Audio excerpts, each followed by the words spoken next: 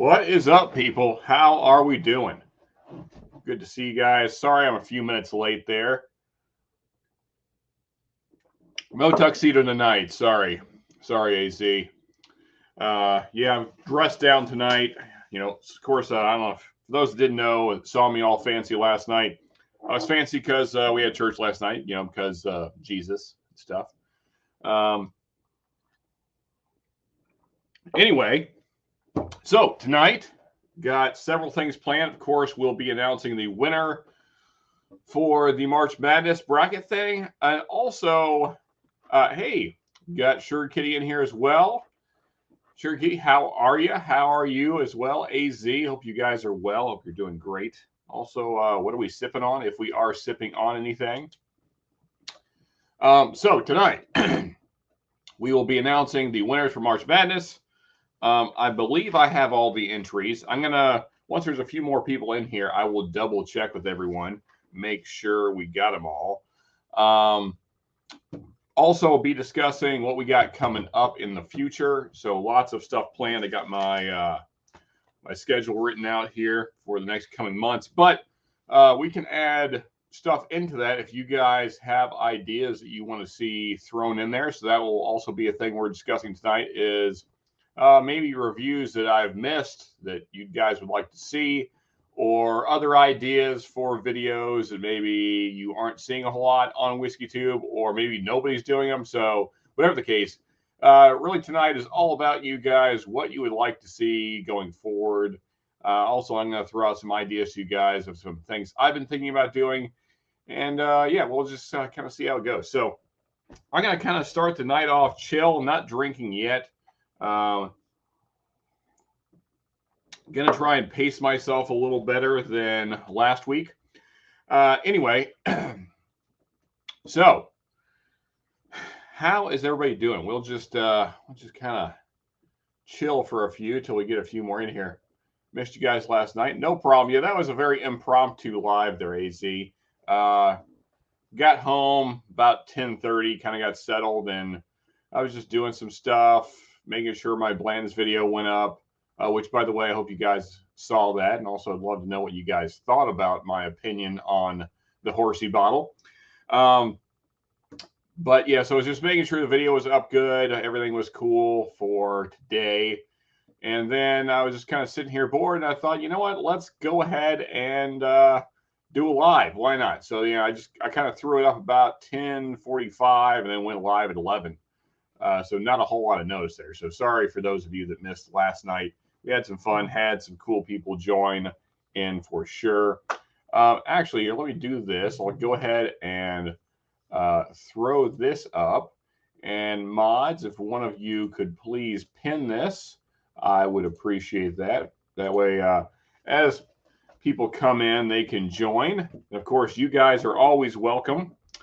Anybody really, welcome to join. Everything Spicy, what's up? How are we doing, man? Good to see you. Still out in the woods. Hey, buddy. Drove 50 miles and stood in line for an hour and a half to get Elijah Craig single barrel and Blanton store picks this morning. We'll be drinking well tonight. I would say so. Yeah, I'm can't wait to hear about both of those.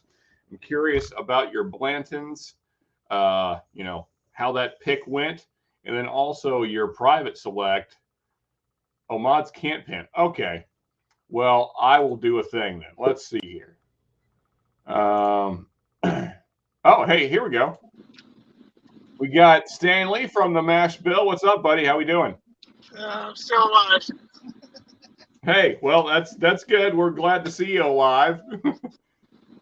Yeah, I've been just been doing like a lot, like literally 12 to 14-hour days at work, and just kind of been sporadic over the last few weeks over YouTube. And today I decided to go do a little hunting for some excuse me, sorry.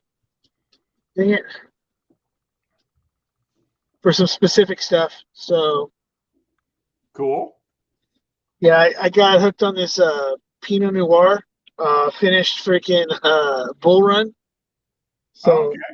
Yeah, so it's a 13-year MGP bull run that Pinot Noir finished. that Trev from Bourbon Ranch had been screaming about or whatever, and telling how awesome it was. I got a hold of a couple bottles when I was with Stahl in San Diego, and now I've been looking for more Pinot Noir finished stuff, but there's not a whole lot of it out there. So Yeah. Yeah, we were actually discussing wine finished bourbons last night. I know there's some people that aren't fans, some that are. I'm looking for my own thing here so I can get on and pin the thing. But anyway, yeah. So I don't know if you saw any last night, but I kind of made my own wine finished bourbon by just pouring a little bit of wine into an Elijah Craig barrel. It actually turned out pretty good. I was quite happy with the mix. So, oh, there we go. Yeah. Like the 21090 shirt, man. It's good stuff. Yeah, sorry about the sun thing behind the sun there. That's all right. Let's see here. Why can't I find me?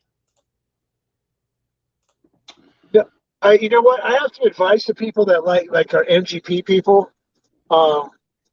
Start looking at like weird stuff labels you've never seen before.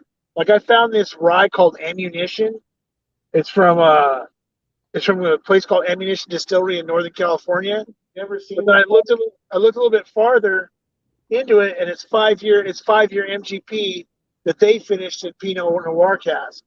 So some of these weird labels that you see on the shelf you've never seen before, I just started picking up bottles today and started looking and seeing that some of this stuff is sourced from, obviously from Dick or whatever, but some of them are popping up as being sourced MGP, and I'm like, okay, I'll grab this. It's still, for $30 something, it's not bad to try it out. Right? Yeah, for sure, man. Yeah, I found. I always talk about this one, but I love this bottle right here. Of course, this isn't really finished; it's double oak, but that's kind of a finishing process of sorts to some people. Yeah, I love that. I'm trying to think what else I have that's in that category, but yeah, I'm a fan of finished MGP for sure. Hey, Northwest Bourbon, what's up? Also, Cohen. Yeah, there we go. How we doing? Let's see. Did I miss anybody else? For those that want to join, again, the link is posted there. It should be pinned. I believe it is. So, yeah, anybody feel free to hop on, join us. Just having kind of a chill night tonight. I was going to wait till we get a few more in before we announce our winners for tonight. So, well, I know it wasn't me. You're right, Staley. Wasn't you? So I thought I had more entries, but I was only able to find 4. I felt like there was 5 or 6. Well, when I sent mine to you at the last minute, you said there was like 6 with me in at the time. Yeah, see, that's what I thought, but I couldn't. I thought for sure there was 5, but I went through my email, I went through my Patreon, so I don't know what I'm missing. So if you submitted a bracket entry to me, and okay, so here's who I have. Let me just say that first. I have Bourbon Rendezvous, I have Jack, I have Stanley, and I have Northwest Bourbon. So those are the 4 I have, but I thought for sure there was at least 1 or 2 more. So that's why I'm kind of waiting to announce. Okay. Sugar Kitty didn't do it? No, I don't think so. Sure, Kitty, if you did, please let me know, because I don't believe I ever got that message if you did. Let's see here. I'm going to go have dinner with fam. Just wanted to jump in and say hi. I will jump back on later. Okay, cool. Yeah, enjoy dinner, man. Yeah, and everybody, of course, subscribe to Northwest Bourbon and as well the Mash Bill Stanley, the guy on our panel right now. Yeah, do those things. Check them out. All right. Cohen says Coachella all weekend with a bunch of terrible acts now, and it's on YouTube and unwatchable because the acts are so bad. Yeah, I watched like 5 minutes of that, and I was just like, no, couldn't do it. Couldn't keep watching. It's like the sound quality was bad, or the band was bad, or both. So yeah, it's just wasn't really watchable. It was kind of terrible, actually. And I've been to several live events, but that was, I don't know what's going on over there. But I don't know if just the way they're recording it is bad, but either way, it wasn't great. But yeah, what's really bad is that Coachella to where I live is like 45 minutes from where I live, and every liquor store from about 15 minutes before my house all the way out there were pretty much ransacked on people on their way out to Coachella. Like, I called up some liquor stores that just got deliveries, and they were like, dude, we got wiped out of everything.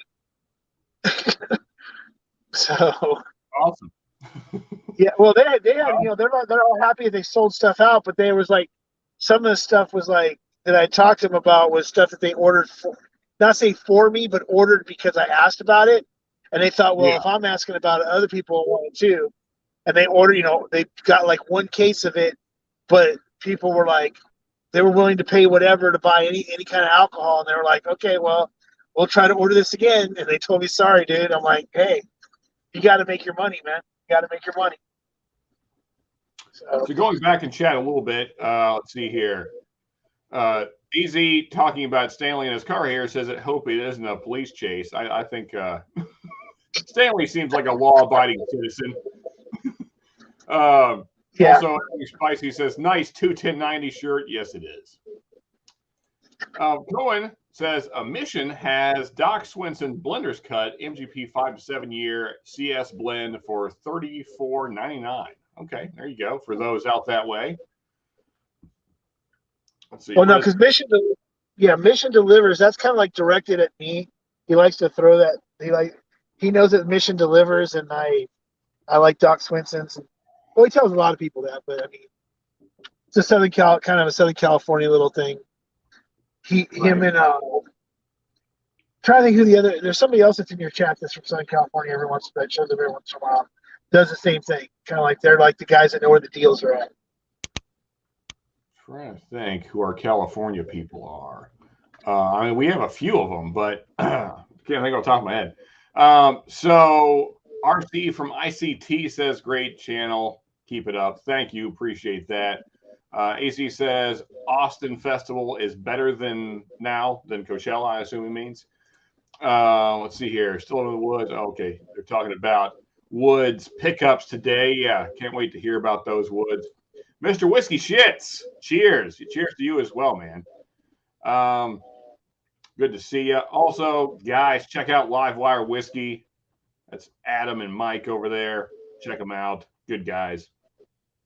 Let's see here. Picked up my Evan Williams bottle and bond today from K&L for $10.99. That still blows me away how cheap Evan Williams is over there. Because here it's more like 17 or 18, which still is not bad, but I'd love to get it for $11. That'd be great. All right. So I guess we will go ahead and tentatively announce. I was hoping we get some more people in here before then. But so this could change throughout the night if, you know, the people that submitted brackets come in and say, hey, you didn't mention me. You're an idiot. And they'll be like, you know what? You're right. So so for now, though, right now, our winners are Bourbon Rendezvous. He had 4 points. And the way this worked out, folks, so you got a point for each one that you had correct in the final four. So he had Russell's 10, David Nicholson, Cooper's Craft 100, and Maker's 46. Of course, Cooper's Craft 100 and Maker's 46 were both in there. So that was 2 points, one apiece. And then he picked correctly the winner, which was Cooper's Craft 100. So that the winner gave you 2 points. If you got the winner correctly, that was another 2. So that's how he had 4. Jack, who is not here, but nonetheless, he had Long Branch, Redwood, Empire's Pipe Dream, Cooper's Craft 100, and Ezra Brooks Distiller's Collection as his 4, and he picked Ezra as his winner. So the only one he got a point for was having Cooper's in the final 4. So 1 point to Jack. Stanley. Yeah, we had 1792 small batch, Old Granddad 114, Maker's 46, and Old Scout.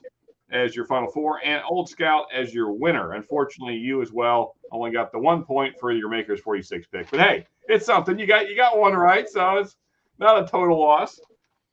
And then Northwest Bourbon, who was just with us here, he had Russell's 10-year, Cooper's Craft 100, Makers 46, and Old Granddad 114. And he picked Old Granddad 114 to win it all. So he got the 2 points for having Cooper's and Makers 46 in there. So first place goes to Bourbon Rendezvous. Again, this is tentative because I feel like I am missing a couple. I just can't find them. And then currently also Northwest Bourbon is our second place winner. So that may change through the night. But right now, that's that's how it worked out. I really do feel like I'm missing at least one, maybe two. I was hoping we'd have more entries, but such is life. It is what it is. Well, what about your homeboy from here in California? The what's his name? Charles, Fun with Whiskey. No, they didn't enter. I tried to remind him. Charles is a busy guy. I mean that's why he's not on tonight. So he works a ton. So yeah, they never got entered in. I reminded them the morning of, it was about to close down, and so yeah. Oh well, it's all right. But like I said, I do feel like I'm missing one. I just don't know who it may be. I'm kind of looking through all my things. Don't know. I thought also that maybe Tipsy had put in, but I don't see it there in any of my messages from him. So I don't know. Don't know who it was. I don't think it was Anthony. I don't think Anthony put in a bracket. No, he didn't. Anyway, we'll figure it out as the night progresses. I'm going to finally pour myself a little something. So what are your thoughts, Stanley, on Bibb and Tucker? Of course, this is Dickel, the 6-year Bibb and Tucker. Never had it. I got to say, so I got to sample this at a store. Got it down in Tennessee. Not that it's pretty much everywhere, but got it at a store down in Tennessee when I was hunting down there. And I just kind of wanted a chill bottle, something easy to find that I hadn't picked up yet. And the guy was really cool, gave me lots of samples. Tried some, what was that, David something. It doesn't matter. It was crap. That's a Tennessee, that's another Tennessee one. I can't, David something Reserve. Anyway. David Nicholson Reserve?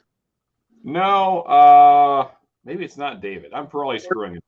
Davies County? That's it. Davies County. Yeah. So had some samples of that, was not impressed. And then he gave me, what else did he give me? He gave me something else that was also lackluster. And then he gave me a sample of this, and they were all about the same price point. And this was actually really good. I mean, for it only being 6 years, a lot of dark notes that I really like, so coffees, kind of chocolates, lots of brown sugar and caramel, obviously. There's like that you do get that kind of Tennessee funk on the nose, I mean, you can't go through that much charcoal and not get a kind of a funky note, but it's not bad. Yeah, I like it pretty good. It's like a $45, $50 bottle. Not too bad. 92 proof, 6 years old. Yeah, decent. And not real mineral. Actually, I don't really get the Flintstone vitamin mineral note at all on this. There is kind of like this citrus kind of thing going on that I guess you could interpret as being minerally, but it's not, to me, it's not off-putting at all. I think it's actually a nice palate. So. See, the thing that gets me about, like, when people say, like, it's minerally, when somebody says minerally, I always think, well, does it taste like sand? I mean, does it taste like dirt? I mean, the way they describe the mineral taste, and they say Flintstones vitamins, that sounds more like, to me, like it's sweet, like a little bit on the sour end of sweet tarts. You know what I mean? Mm-hmm. like or it's malic like a malic acid type, like the Sour Patch Kids or something like that. The way they describe it, I'm like, well, but mineral. I said I just started drinking mineral water, Yeah. like stuff like that, and I'm like, this is like literally minerals in water, and I don't get any of the same taste that I do when I taste like the Dickles, and I really don't even get I really don't get like a mineral taste. It's more like, I don't know, like you said, like you can tell it's gone through charcoal. Yeah. But I mean, so like with Dickel specifically, I would not call it mineral. I mean, that's what everybody calls it, but to me, it's more like vitamins. Like, if you ever have a multivitamin in your mouth for a little while, not like a kid's one, but it's kind of those kind of, so the magnesium, those kind of things, you kind of get that a little bit on some Dickel. And they can be kind of off-putting because it can kind of take over the palate, but at the same time, I think Dickel gets a little bit too much hate. I've never had a Dickel that was terrible. They're all drinkable. There's just different levels of goodness, but let's see here. AZ says, I get sad when I'm out of Evan Williams Bottle and Bond. That's understandable. Yeah. That's How does anybody run out of it? It's $19 a bottle. It's like, when it's expensive, it's $19 a bottle, and it's everywhere. yeah. Yeah, it is everywhere. I think I've got, like, just because it goes on sale some places, it's like $10 or $13. I'll buy like 2 bottles, even though I know I have 2 bottles at home. I think I've got like three 750s and a 1.75 sitting at the house unopened, and then one opened on the shelf. Yeah, I mean, so I used to always have plenty of backups of Evan Williams, just the general line. Right. But now I don't drink it as much because I got so much other stuff. But I always have at least one because sometimes you just, you need a little bit of Evan Williams Bottle and Bond in your life. So AZ says, I never entered, but Sean had some very controversial picks. I lost. I had controversial picks. I don't know that that's true. Well, yeah, you didn't pick Old Scout. That's what your controversial pick was. I mean, so like so I will say Rowan's Creek surprised me. I did not think that it would make it as far as it did. That was probably, to me, that was probably the most surprising. I probably could have called Cooper's and 46 making it as far as they did. I was kind of surprised that Woodford did. I don't think that I like it that much. So I still don't. And that's the thing about blinds is blinds are not, I don't know, it's not as scientific as we'd like them to be, because when I'm just drinking something on its own, I know there's things that I enjoy more than Woodford that's in that under 40 range. So I don't know. It's, in the end, it is what it is. But Okay, so my thoughts on blinds in general is that unless you find the perfect palate cleanser for yourself to do between each of the drams, you're going to have some sort of, even if you use water as your palate cleanser, you're still going to have some sort of residue from the prior drink. Right. So say your first was Cooper's Craft, which we all know is freaking amazing, right? If Woodford's your second, I still think the Cooper's Craft's going to influence, unless you've got it. Yeah, it's going to influence it, and then down the line. And if Woodford's your first, and it affects the Cooper's Craft, it might have told you the Cooper's Craft wasn't the best one because you've got this. So unless you can actually like do like a really, I mean, I see how people can tell what is what from the smell, from stuff like that. But when you're doing blind tasting and you go up and down, and you're going back and forth, and then you do your 7th round of A and B, A being everything, and then come back completely hammered and go, okay, luckily I wrote the letters on the bottom of the glasses so I know what I'm doing. Right. Yeah. Then that can have some effect on what the tasting during the blind is. Yeah, I try to not go through them more than 2 or 3 times, because if you keep going more than that, you get all lost, you know, because your palate's so burnt out that you almost don't even know what you're drinking anymore. So it's not even worth continuing. But I mean, unfortunately, there's not a great way other than just to give your opinion to kind of make it more scientific. You know, I mean, Yeah. I could have just put out a video like, hey, these are the ones that I like the best. But I mean, I don't know. I get tired of seeing those videos, and plus, I like doing blinds. But I mean, I really thought I can reach it. I really thought this bottle was going to do better. This was the one Jack picked to win it all, and I would have. I mean, if I had to guess, I'm not on camera. If I had to guess at the beginning, I would have guessed that it did better than it did. I mean, it was eliminated in the first round it was in. But you know, it's just what's interesting too about blinds is that the whiskeys kind of point out the flaws in one another. And so because this was up against like Maker's Cask Strength, which is a lot lighter, this came off as being really tannic oak. And on its own, it's not that way. Like if I'm drinking it on its own, I don't get that hardly at all. But up against Maker's Cask Strength, it seems very dark and kind of bitter. So yeah, there's not a perfect way to go about doing it, but Well, yeah, I mean, because even when it comes to proofs, right? You could have 400 proof bourbons, and you don't know what the proofs are. Somebody can hand you 4 bottled bonds. You go and taste them, and one you'll be like, oh, this is like 84. The other one you'll be like, oh, this is at 107.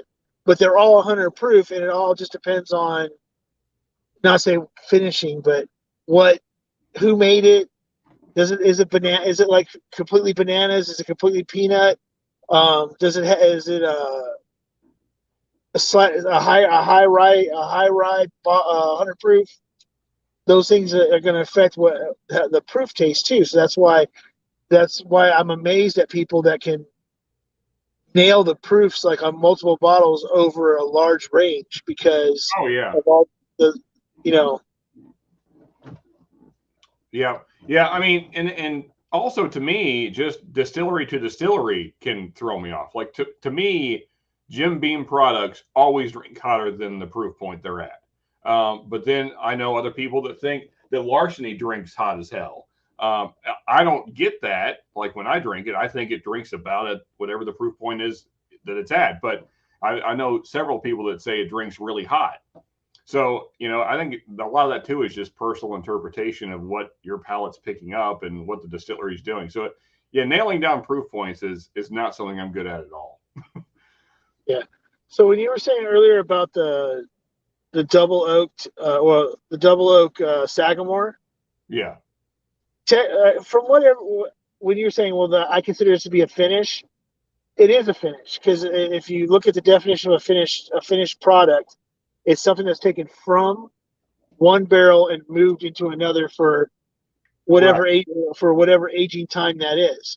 So if you remove it from one oak barrel, brand new American oak barrel, and you move it into a secondary barrel, whether it be a number 2 char, a used barrel, or whatever, you're finishing it. Yeah. Because it's been removed from the original barrel. So you're doing something else to it outside its original thing. So I agree with you on that part. Yeah, I mean, it's just in my mind, it's not like a proper finish because it's not something.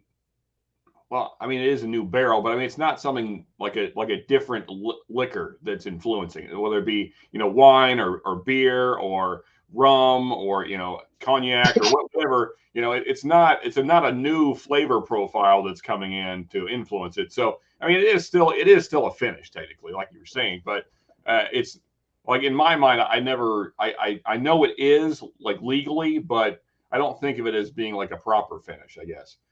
So AC, real quick, let me run through some chat here, and then I'll let you speak more about it. So Anthony picked Long Branch to win. Yeah, he would. If he was here, he'd be cursing you out, AC.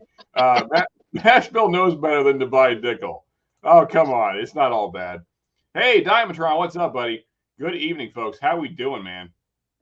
I know a lot of people, I'm guessing that's probably why the stream is not a lot of numbers. I know a lot of people aren't drinking this weekend for, reasons. Where is Fun with Whiskey tonight? great question, Cohen. I don't know. Actually, he's busy, I assume.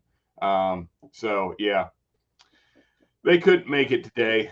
Charles is a busy guy, you know. See here. Dickel has a vitamin taste with artificial orange children's cough syrup. Okay, fair enough. I mean, I do get the orange. I don't. It doesn't really come across to me as like fake orange or like medicinal, but I get a little citrus influence there. Bourbon Beginnings. Hey, what's up, man? How we doing? Cheers, everyone. Mashville, concentrate on driving. I'm parked now. You made it. You made it. Clearly, I'm way behind. How far behind? I'm 10 minutes behind. Okay, let's run through these.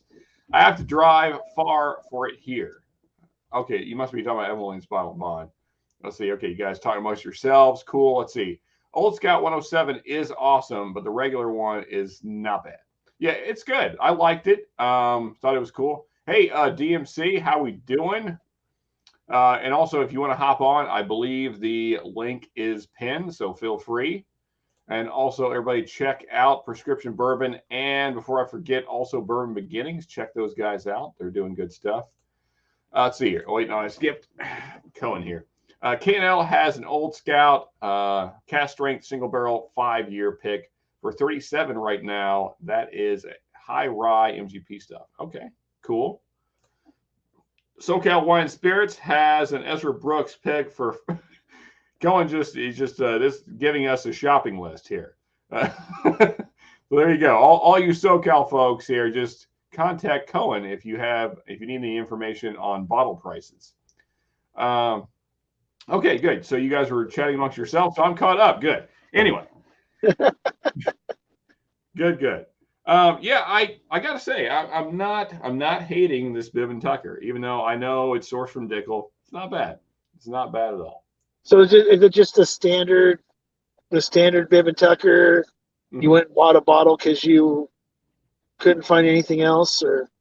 Yeah. So there we go. Yeah. So there it is. So my hunt was successful in that I found this guy at MSRP. Oh, there we go. This is my second B521. Didn't really need a second one, but it was MSRP, so there's no way I was passing on it.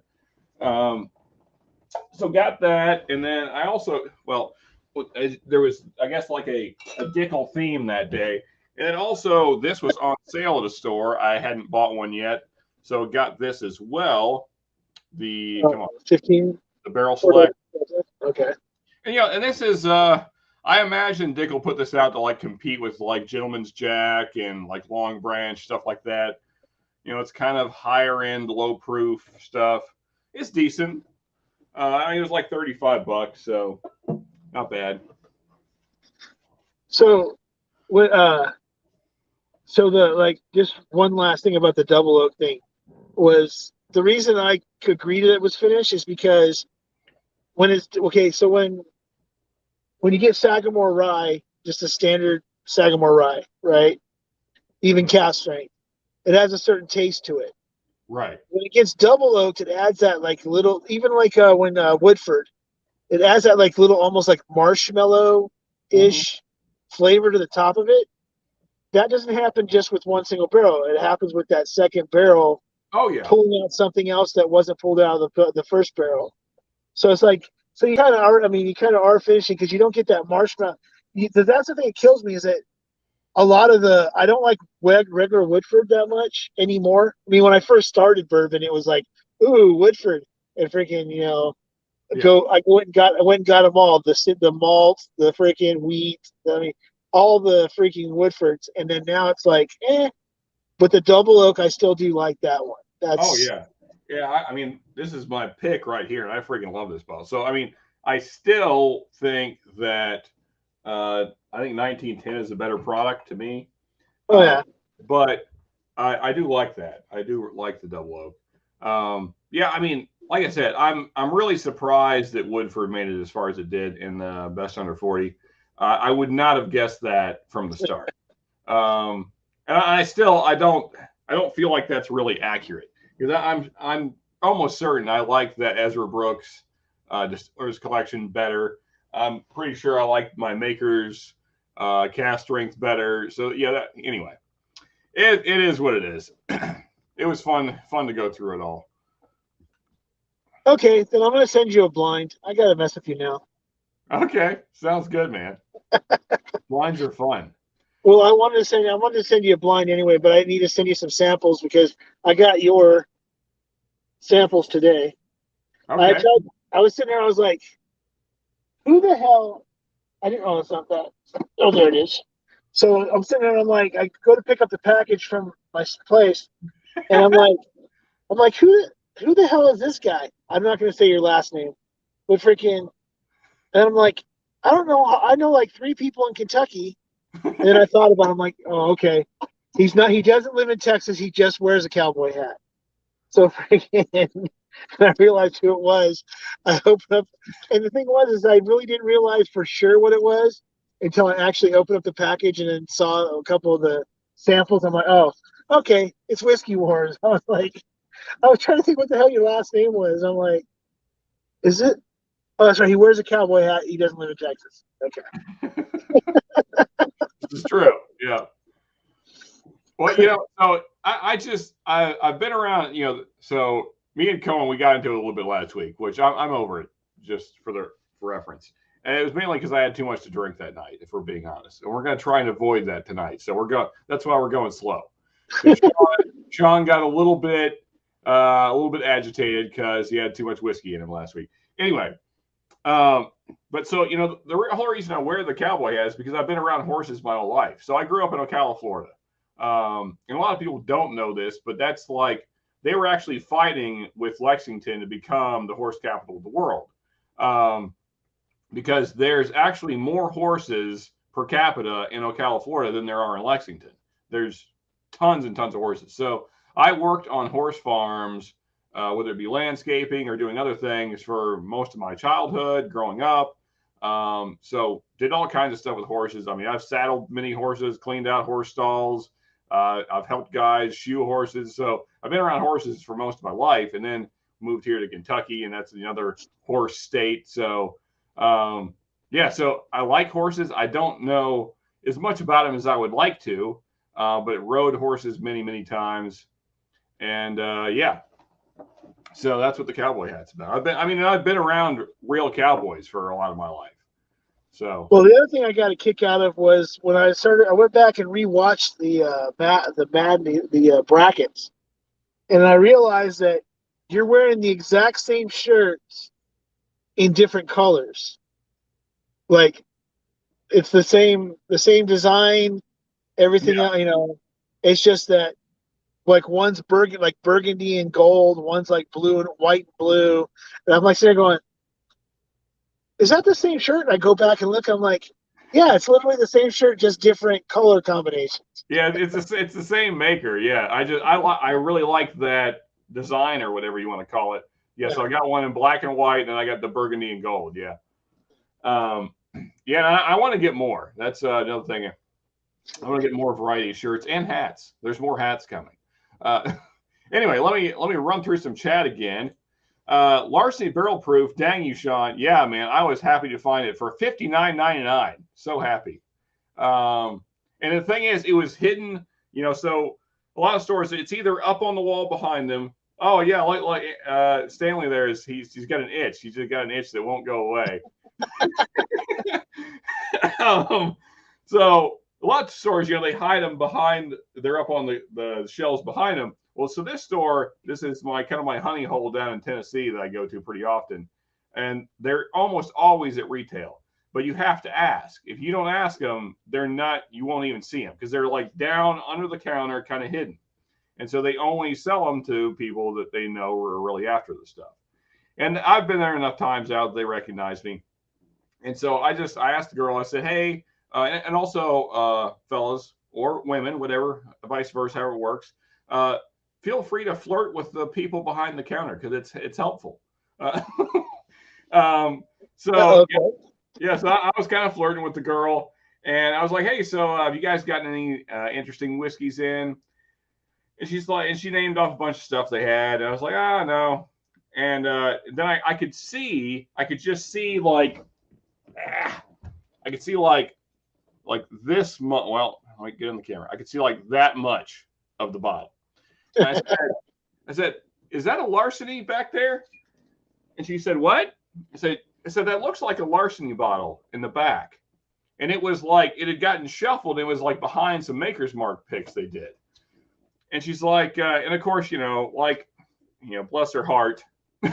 Like most people behind the counter, she doesn't know a whole lot about whiskey. So, whatever. So she's like, is this the one you're talking about? I said, yeah, that's the one I'm talking about. I was like, what's the price on that? And I was figuring, it'd be something stupid because it always is. But then she rang out for, it was like $59.99 plus tax. It was like $62. So I was like, yep, I'll take that. I said, how many do you have? And she's like, oh, that's the only one. I was like, well, okay, at least I got one. So I was going to buy them all. I was hoping there was two because then I was going to give one away, and I might still because I got like half of one there. So I might give that away in the future. I'm undecided. No, don't. Just don't give away your backups. If you had if you were 2 or 3 deep, then yeah. But if it's something you really like, I mean, it's great. It's great to send out samples and stuff. But there's a few those are getting more and more scarce. Oh, so yeah. Once it is gone. Like I said, I put out a lot of. I mean, you put out a lot of samples to people and everything else, so it's not like people aren't getting a taste of it.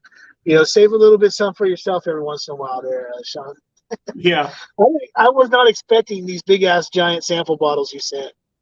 Yeah, especially when it's stuff that I can get pretty readily, I try and send big samples because the samples don't hurt me. It's the shipping. So that's why, like I told you, I said I want to send you a bunch of stuff at once because like the shipping is ridiculous. But the samples, it's going to cost you. Yeah, I saw it was like $13 to send it or whatever it was. I was like, well, I'm glad that he sent more than one sample. I'd been really pissed if I'd have paid like $9, $10, $11 to send one sample. Yeah, AZ's was it's funny. So a whole bottle was only to send a whole bottle, huge package. It was like 4 times the size of your package. Was like $3 more. I don't understand how shipping works, but and it had to have weighed more. I mean, it's a whole bottle of whiskey. Anyway, how is Woodford wheat? I'm kind of torn on it because like when I first opened it, I liked it. And then as air has gotten into it, it's kind of gotten funky. And now I'm not a fan really. So I don't know. It's whatever. It's not at all like a wheated bourbon. I'll tell you that. It's, at least my bottle is very cherry forward and like a medicinal cherry, kind of like Cohen was talking about earlier, like the weird orange syrup NyQuil stuff. So I get that kind of note, only a cherry version, and then also like really, really woody. It's like super oak forward and not in a good way.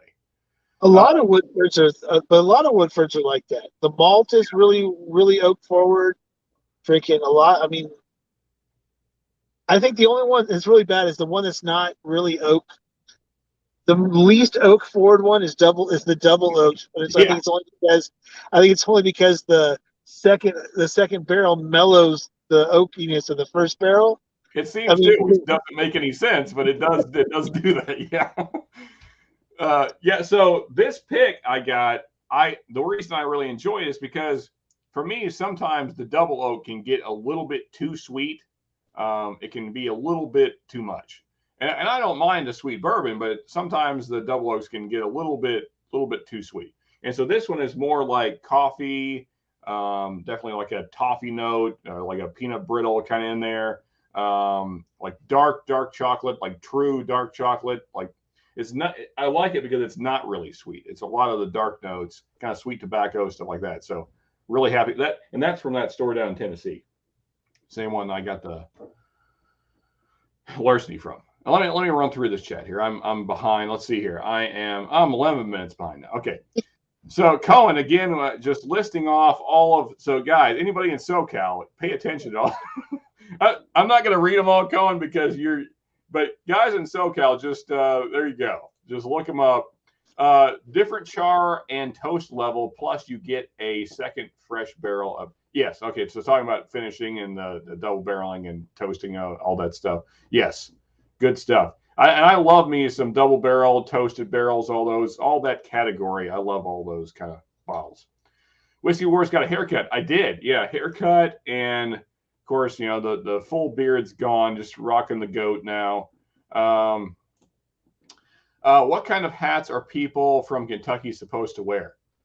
I don't know. I have no idea. I guess there's the derby hats. Like the thing is, like, I'm not fancy, so I can't do all that nonsense. Like, I've never been to the Kentucky Derby. I don't really have any desire to go.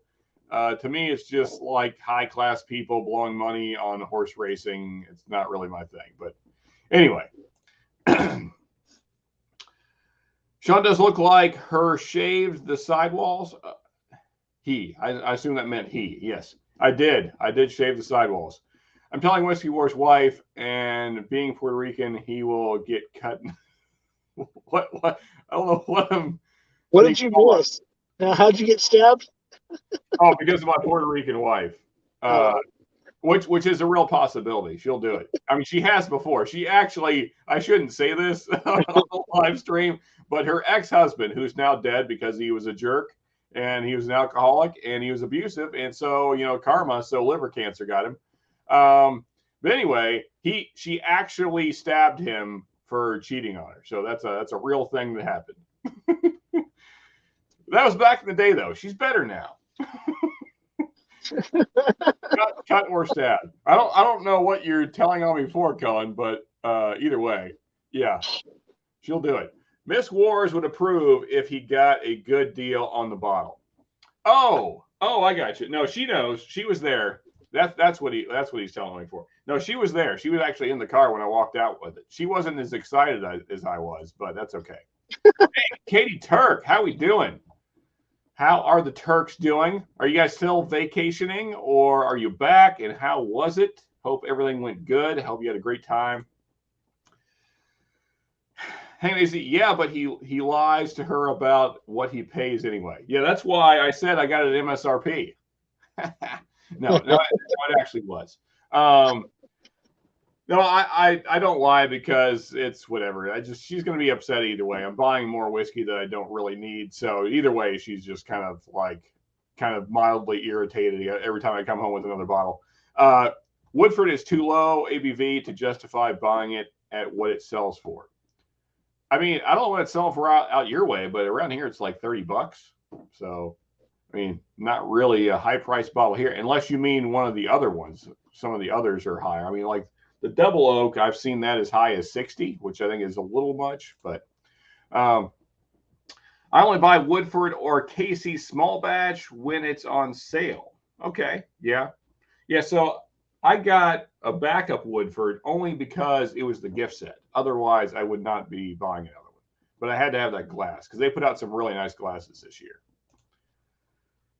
Let's see here. Sean needs a straw hat and a corn cob pipe. Yeah. I'm not quite on that level, but maybe someday. Casey 9 year is delicious. True statement. Now, Diamatron, if I remember correctly, I think you said this last night, you're still not drinking, right, till Sunday. So I know a lot of us are not. I get that. Stanley, do you want to run inside and switch over to the computer, or you just want to hang out in your car? What? I'm actually outside of Total Wine. I wanted to go check out something in. Okay. All right. Then. Yeah, I'm not home. I'm just on my way home, and I was like, wait a second. There's a Total Wine right here. I'm going to go stop off real quick. You should just stay live in the store, and then we can. No, do what you got to do, man. So yeah, I told you I'd jump on. I'm gonna go ahead and jump off right for now. I'll try to come back in a little bit if you're still on.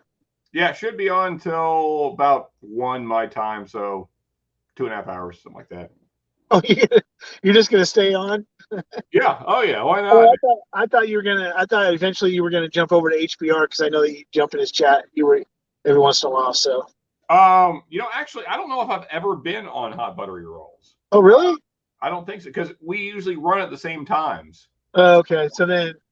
Yeah. But you'll be around for Cheech then. Possibly. Here, actually, Stanley, could you do me a favor? Be interesting for like 2 minutes so I can pee, and then go do your thing. You're asking me to be announcing. Well, I can't see the chat, so I can't really Oh, help, okay. help out a whole lot. But hey, go do you, man.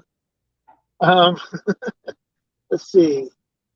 Let's see if I can see the chat comments. All right, let's see. Yeah, I got hanging AZ. I got that same free crystal cut Woodford glass. I got a set of those. Total One was your name for your ex. That's a good one too. Yeah, so he'll go straight to Whiskey Encore. Okay, cool. Then I mean, yeah, so I'll probably be back then. So, um, see, that's that chat. So that's funny. Total One is name for your ex. That's a good one. So, hanging AZ, where? Okay, is that? Are you in Arizona? Okay, so obviously you're in Arizona. Where in Arizona? Where in Arizona are you at?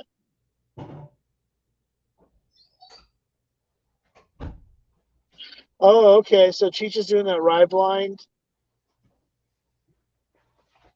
Okay. Now I got to remember where I put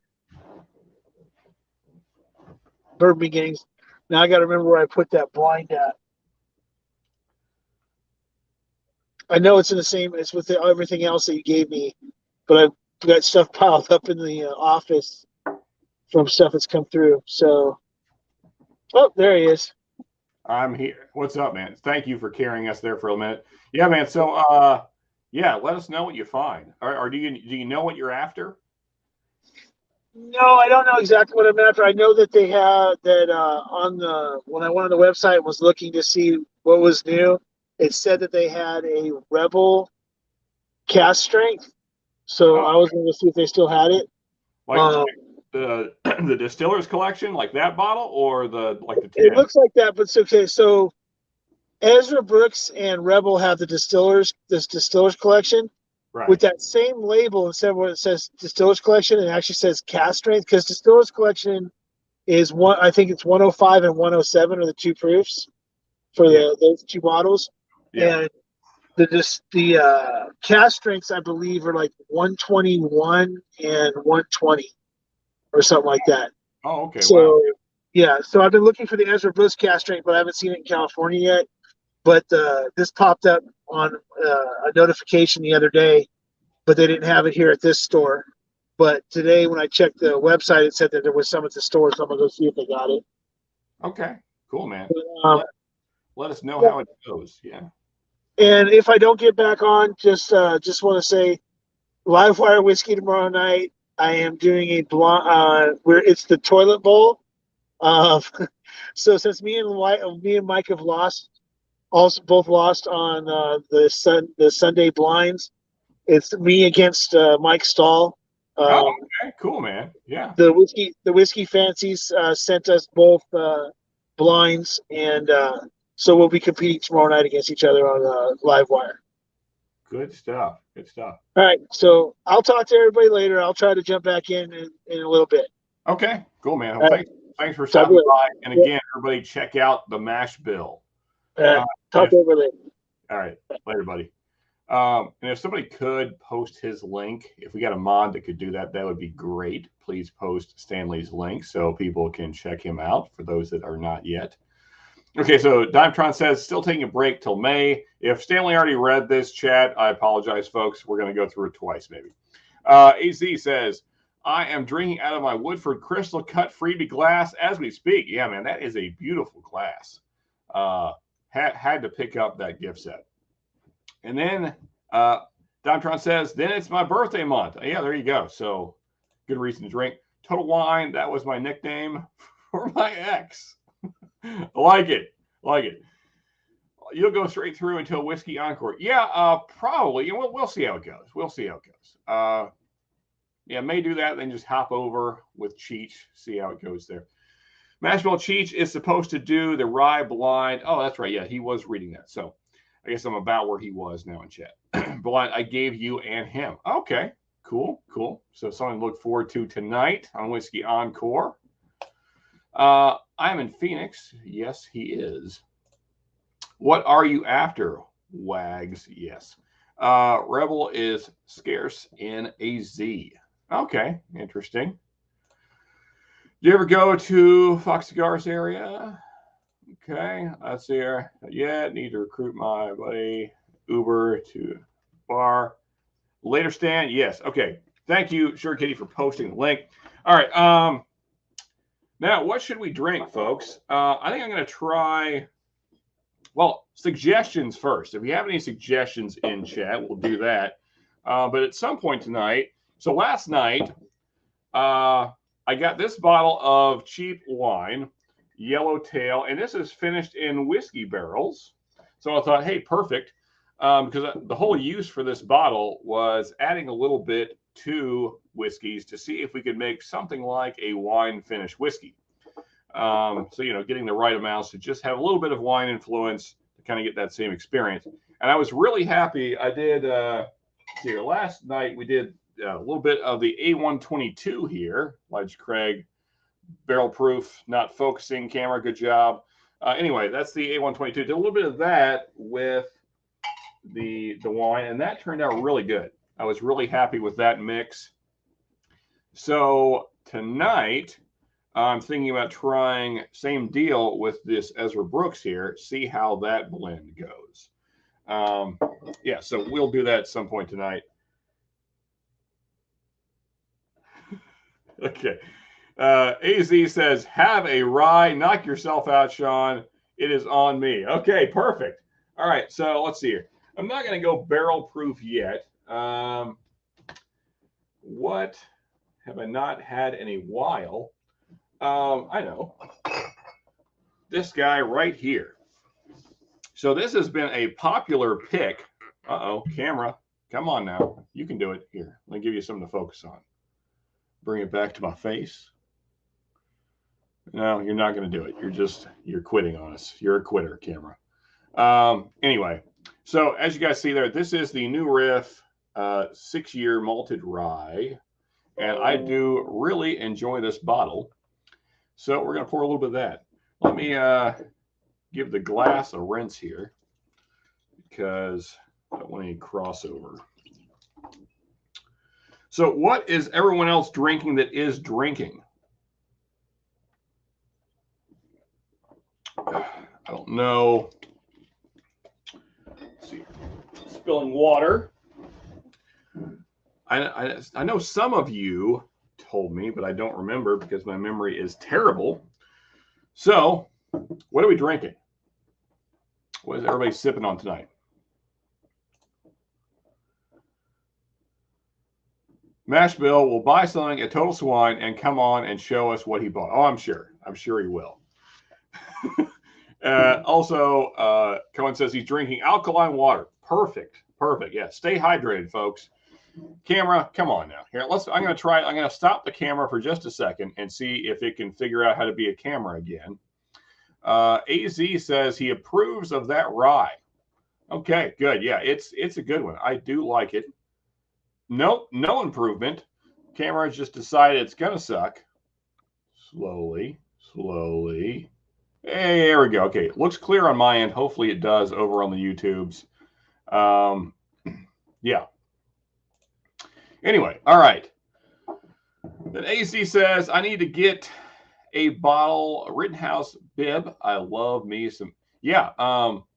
So I was trying to remember. I think that finished, what was it, second or third when we did our budget rye battle back in December. Yeah, I did really enjoy the Rittenhouse. And also, I see Bourbon Beginnings is still with us. So, again, mods, if you could please post their link so people can check them out. That's always nice. Finished my pour of Weller SR. Moving on to Larceny for a comparison. Hey, okay, so AZ, let's talk about it. So that's the bottle that AZ won for just being awesome. And so, you know, we actually have, I don't know if she's still here, but we actually have Katie Turk to thank for that. She was here earlier anyway, because that was supposed to be their bottle. And Katie said, you know what? We got one, don't need it. So instead, find somebody that will appreciate it. So that's exactly what I did. And so, of course, that was a few weeks back. And we went through chat that night, found some folks that had not tried it. And AZ has been here since basically the beginning. I think you probably were here our first live, seems like it. First or second for sure. Always here every week, and I really appreciate that. And it was just him and one other person that had not tried it in chat. So send it out to AZ. So now that's how AZ got the bottle. But what do you think about it, buddy? What do you think about the Weller Special Reserve as compared to, say, the Larceny, or just in general? What are your thoughts? Is it blowing you away? Is it better than you thought, worse than you thought? All that kind of stuff. What do you think now that you have your own bottle? Let's see here. Bourbon Beginning says, just finished Elijah Craig C920, pouring some Remus 5. Hey now. All right. Yeah, so never found myself a Remus 5. Really wanted to, but never did, unfortunately. I'm still kicking myself. This was kind of early in my bourbon collecting. I had the choices between several bottles, and I passed on a Remus 2. And I really wish I would have bought that now. But, oh well, such is life. Pikesville for 36 is approved rye here from Total Swine. Okay. I like Pikesville. I think Pikesville is good stuff. Local Spot had Wild Turkey 101 rye, but wanted 27, way too high. Yeah, that is high. That is high. Although that bottle has been going up, even locally. So I got my first one for, I think it was 21 or 22. And now they're more like pushing 25 basically in most places. So it seems like it's just going up in general, unfortunately, which sucks because that's my favorite budget rye. So still have half of my Rittenhouse bib bottle. First half went way too fast. Yep. There you go, folks. There is the link to Bourbon Beginnings. Thank you, Sugar Kitty, for posting that. Appreciate it. Yeah, check them out. All right, let's see here. AZ Wild 27 rye, was it 1 liter? Probably not, unfortunately. Drinking the Elijah Craig single barrel pick, and it is way off profile. Okay, it's good, but not at all what I expected. Nothing like any of the Elijah Craig barrel proofs I have had. Interesting. Okay.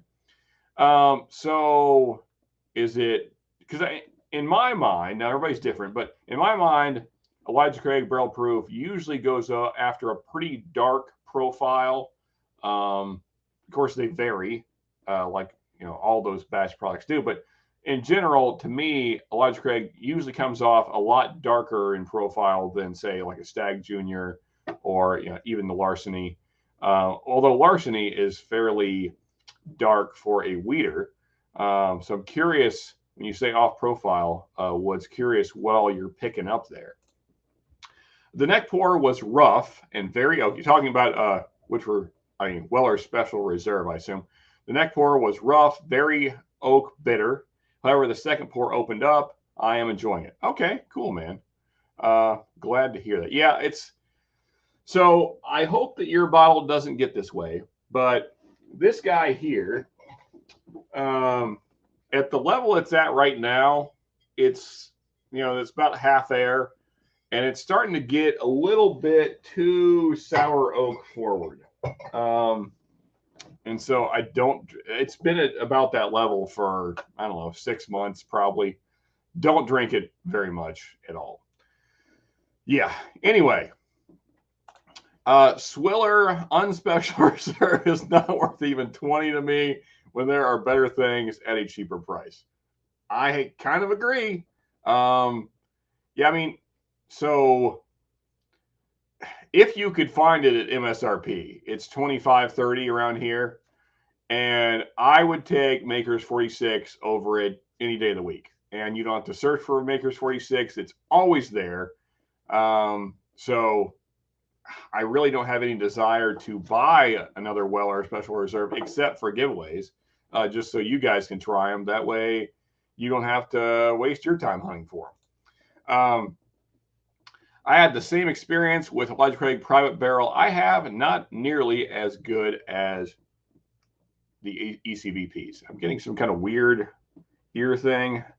I was mowing the lawn and my mower's very loud, so I think I've got some kind of like ring in the ear thing going on. But anyway, yeah, so saw that review, Mark, and noticed you said the same thing. So yeah, so maybe the private selects, private barrels, whatever the case. I don't know.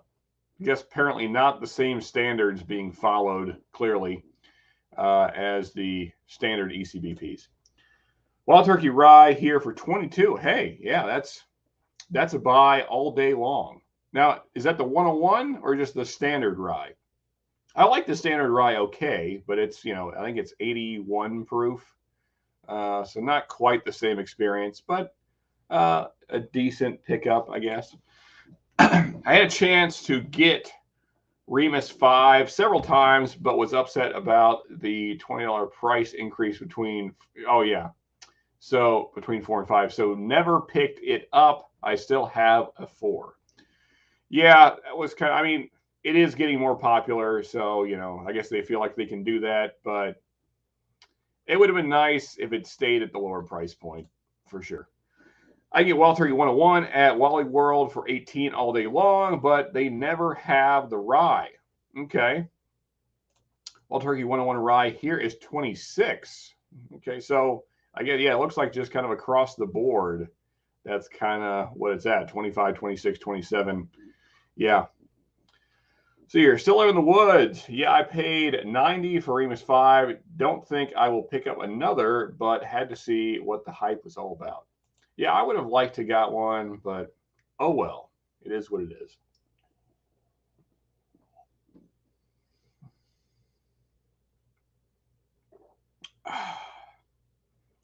Man, that's a good rye.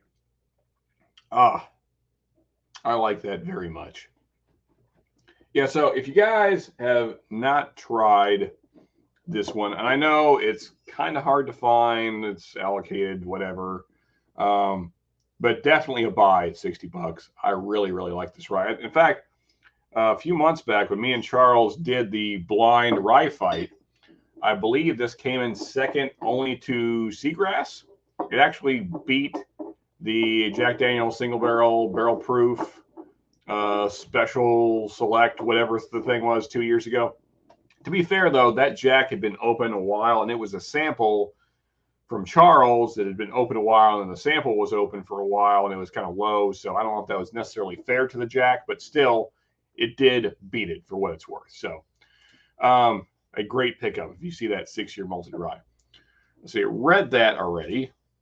I usually went up buying Evan Willings Bottle and Bond and an Old Forester 100 at Total Wines. Yep. Always worth a pickup. New Jersey probably has higher taxes than AZ. Probably, but not as high as Kentucky. Kentucky liquor taxes are insane. Just absolutely ridiculous. The dog's making sounds like he's going to throw up. Hopefully that doesn't happen. You okay, buddy? Come here. What you doing? What's going on? Let's see here. Hey, Z, same with me. I don't buy it. I see it for 22. Has anyone tried the Jim Beam single barrel 108? Thinking of it. I keep doing the same thing, Diamondtron. I walk by it every time I go to the store, and I look at it, and I think, oh, that's a decent proof point. And then, the Jim Beam label always talks me out of it. So I would be curious as well what people think of that bottle, because I don't like standard Jim Beam at all. But maybe the 108 proof single barrel would be worth a pickup. So anybody that's tried it, let us know what you think. I still have yet to see a single bottle of anything from New Riff. Oh, okay. Excuse me. Interesting. So yeah, I guess their distribution is not real big yet. I may have some Lost Monarch now. I am weeded out. Okay, yeah. That is a great bottle. Speaking of bottles, that's a so that's one thing. Well, actually, let me finish out chat here, and then we'll do that. Diamondtron opened last one Saturday for a blind. It finished last. Let's see here. Oh, okay. Yes, right. There you go. So there's the answer on the Jack Daniel's single barrel at 108 proof. Finished last. Just curious, Bird Beginnings, what were the others in the lineup? Just you know, whatever. I can't think of the words I want to say. What was the competition? Let's see here. The only bottle of it that I had was pretty good for 35. Okay, cool. Washington State is supposed to be worst of all. Oh, for taxes. Interesting. Okay. Diamondtron single barrels will always be different and rather buy 9-year Knob Creek. Yeah, I'm probably with you there, Cohen. I like, in general, you know, so obviously the Blanton's review came out for me today. And I'm not a single barrel guy. I don't think that they're really a thing that is worth chasing. I like consistency. I don't like the whole kind of, it's like playing the lottery. You know, you're going to lose most of the time, but then occasionally you might win and get a really, you know, honey barrel or whatever. I don't like that whole concept. I know a lot of people do because they're all unique and all that kind of stuff. It just doesn't do it for me at all. I would rather have a consistently good product than playing the lottery all the time. I don't, you know, even though I buy a lot of whiskey, I am working on a budget. So I don't like wasting money on whiskey, on bottles that are just kind of meh. And to me, Blanton's is kind of meh. It's at least most of the time. I have had some that were better than my current bottle, but I don't know. It's at 60, 70 bucks, it's a lot of money to spend on a meh, potentially meh bottle. Anyway, hey, Lost Monarch sounds great. I'm going to pour some with you. Yeah, I think, you know, I was about to say the same. Once I finish this new riff, I think I'm going to do the same thing because I do really enjoy that. And so that's what I was going to say. Okay, so there you go. There was the competition for the Jim Beam single barrel 108 proof Blanton's early times. Now, do you mean the bib Bourbon Beginnings or the standard early times? I assume you mean the bib because the regular early times is a blended whiskey. No, it's not bourbon. So, and then KC9. So Live in the Woods, done deal then. There you go. Lost Monarch. That's what we're all going to be sipping on here shortly. So, guys, the schedule coming up is, so Monday, I think my dog's in the process of throwing up. Monday, we're going to be releasing the How Much Should You Pay Buffalo Trace video. So that will be Monday's release. That will be a short. I mean, not an official short, like it won't be on the short reel, but it's a short video. And then, let's see here. Then Wednesday will be 1792 single barrel. So that will be Wednesday's release. And then, let's see. And then Saturday will be the first episode of What Can Blanton's Beat? Now that we have the Blanton's review out there, we'll have that Saturday. And Blanton's will be going up against in a blind fight whiskey war against our Final Four from March Madness. So, yeah, that will be next Saturday's release, the first episode of What Can Blanton's Beat? And that will be an ongoing series. And I plan on doing one of those a month. I hope that sounds interesting to you guys. But moving along, I wanted to talk, we did this kind of a little bit last night, but I wanted to talk with you guys about things you guys would like to see. Maybe that I haven't, maybe reviews I haven't covered, or ideas you guys have that you think would be cool ideas for videos. Jack last night, he suggested, it was Templar Fidela suggested early times bottle and bond, new and old bottles comparison, because I do have those. I got a new and an old over there. So if that sounds interesting to you guys, that's something we could do for sure. I also have a best bottle and bond whiskey under $25. That video will be 2 Saturdays from now. And the reason it's Best Bottle and Bond whiskey instead of bourbon is because I threw mellow corn in there, and that is not a bourbon. So that will be 2 Saturdays from now. But is there any other stuff that you guys would like to see that maybe you feel like I've missed, or just ideas that you think would be interesting? Would love to hear your thoughts. And yeah, so it was the Early Times Bottle and Bond in that lineup. Yeah, that's a strong lineup, to be fair. So yeah, Early Times Bottle and Bond. I don't know if it's new or old, but either way, they're both good. Blanton's, yeah, I could see how that would probably beat a Jim Beam product. I'm not. I really haven't found anything that has the words Jim Beam on it that I'm a fan of yet. So maybe that'll change someday, but it hasn't yet. So let's see here. So here we go. Mark from Northwest Bourbon is filling us in on the Washington taxes. It is. The taxes on alcohol are terrible in Washington. 10% state tax plus 20% alcohol tax plus 2.85 liter tax, which is why I do most of my shopping on base. Yeah, I guess so. Good Lord.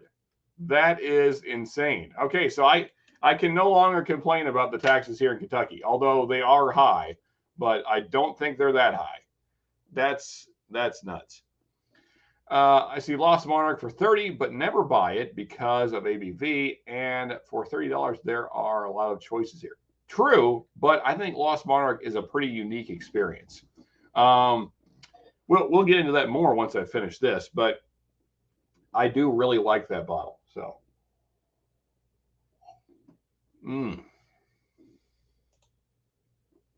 but this is also really good. It's a very sweet rye. This malted rye from New Riff. Lots of like bubblegum notes. There's plenty of rye spice, but yeah, very sweet, very candy. Lots of bright fruits, definitely some cherry, some citrus, all that going on. Hey, Whiskey Knows, what is up, Marty? How we doing, man? And also, I assume, yeah, it's still pinned. So, Marty, if you want to hop on, feel free to, man. Would love to have you. I know that I guess you're back in Tennessee right now, if I remember correctly. So if you aren't set up to pop on, that's okay. But if you can, would love to have you on. Okay, love some mellow corn. Yes, man, the Monarch got even better with there. It does. So, when I first opened my bottle of Lost Monarch, I wasn't sure what the I don't know if there's hype, but there was a lot of positive reviews around it. Let's say that. So when I first opened it, I was like, eh. But now that some air has gotten into it, it's really opened up, and man, there is just a ton of great notes in there. I need to break down and get a mellow corn. Yeah, I mean, for the price point, it's good for sure. It's not. Because it's basically Evan Williams Bottle and Bond just in a used barrel instead of a new. But yeah, it's still good. All I've heard is New Early Times is not nearly as good as the older Brown-Forman bottlings. I don't want to spoil anything for a potential upcoming video, but that's my general thought. We'll talk more about why I think that is when I do that video. Marty says, hello, everyone. Northwest Bourbon says, Marty. Yes, cheers to Marty. Oi. Lost Monarch is a tasty boo rye. The Emerald Giant is great, and that makes the Lost Monarch sing. Yeah. Also, I just like the whole thing that Redwood Empire has going on. There's lots of cool stuff on the bottle. I mean, it's a lot of unnecessary information, but it's really cool stuff. So, yeah, I like Lost Monarch. I like most of their products, really. So, hope they keep putting out more stuff. I'd love to, but we are out of town for Easter. Right. Keep up the great streams. Thank you. We'll do that. Yeah, hopefully, Marty, my schedule's been all over the place, but I'm hoping I can catch one of your streams this coming week, either your Tuesday or Friday. And also, mods, if you could, please drop Whiskey Knows link I guess I'm basically just talking to Sugar Kitty because he always beats everybody else to it. But yeah, please drop Whiskey Nose link in the chat so people can check out Marty doing great stuff over there. So yeah, he's live. I get a lot. I don't want to speak for Marty, but usually Tuesdays, Fridays. And please fill us in, Marty, if I'm missing anything. And of course, he does reviews. And I don't remember what your review days are, so please let us know. Yeah, I dig the Boo-Rai thing. Yeah, me too, man. And that Lost Monarch it's a great Boo-Rai for $30. Yes, yeah, for sure. For $11, it's hard to complain about it. So so I'll retell the story. If I can reach it. Okay. So, sure, it comes in a plastic bottle with a screw off top, and it's very kind of cheesy looking. I mean, this is not the greatest label, let's be fair. But, it's good stuff. It's basically Evan Williams Bottle and Bond, just in a used barrel.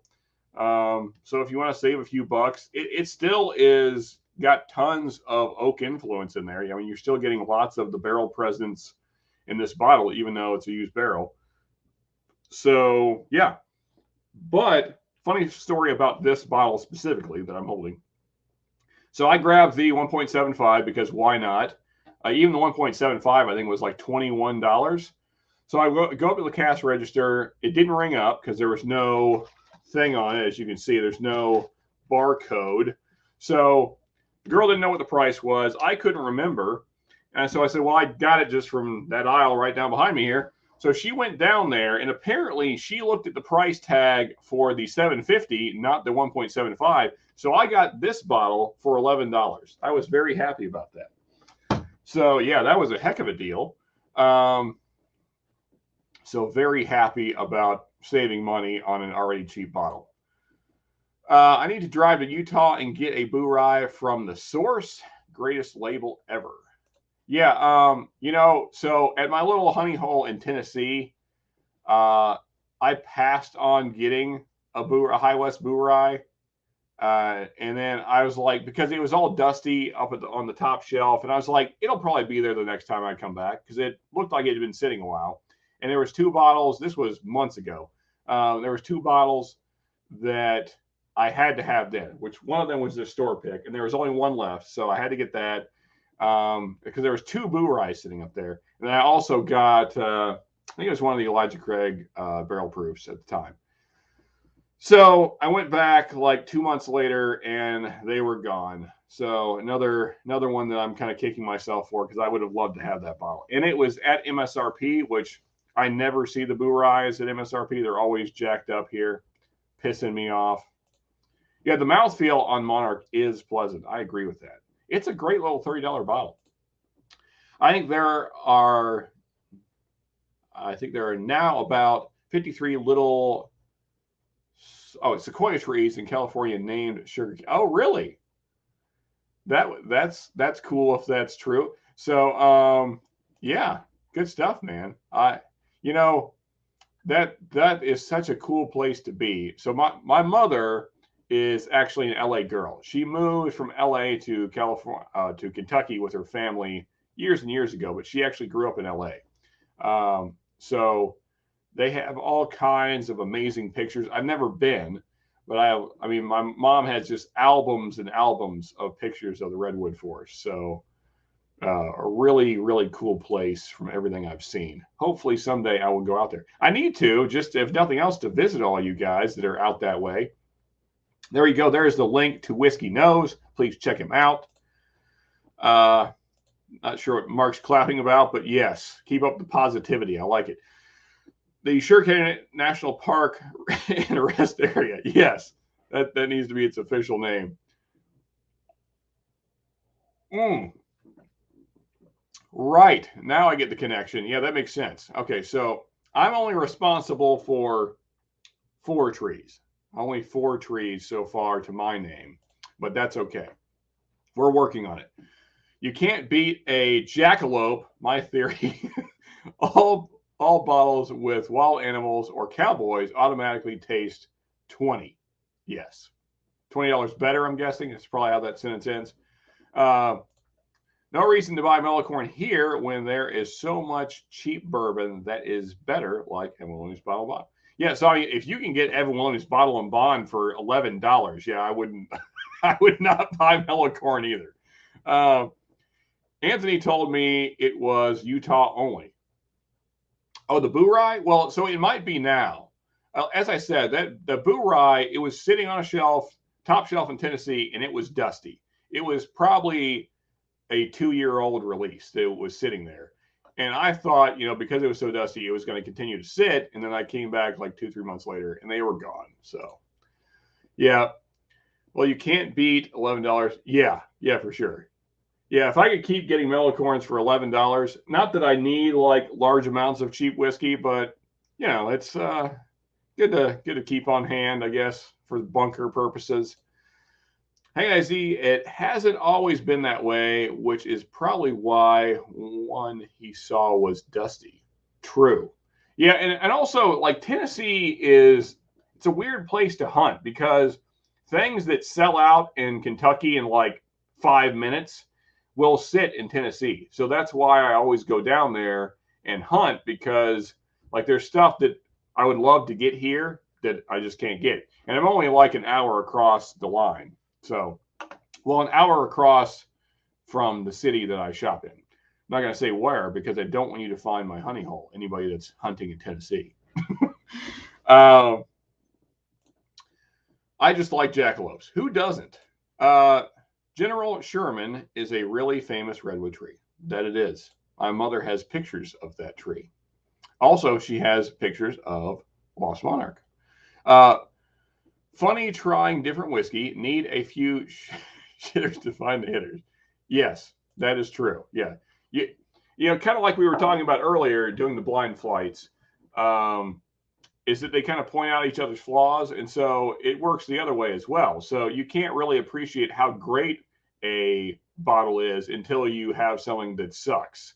And then you're like, wow, this, now I appreciate how great this is compared to this complete trash that I was drinking a second ago. The oldest known tree in the world is in California. That is thousands of years old. I can't remember.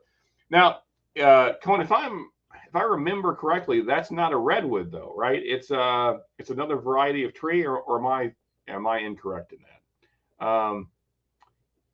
Because it seems like, from memory, although my memory is not great, that the oldest tree in the world is not a redwood. It seems like it's another variety, but I can't remember the name. The General Sherman is the largest tree in the world. It's quite a sight. It certainly is.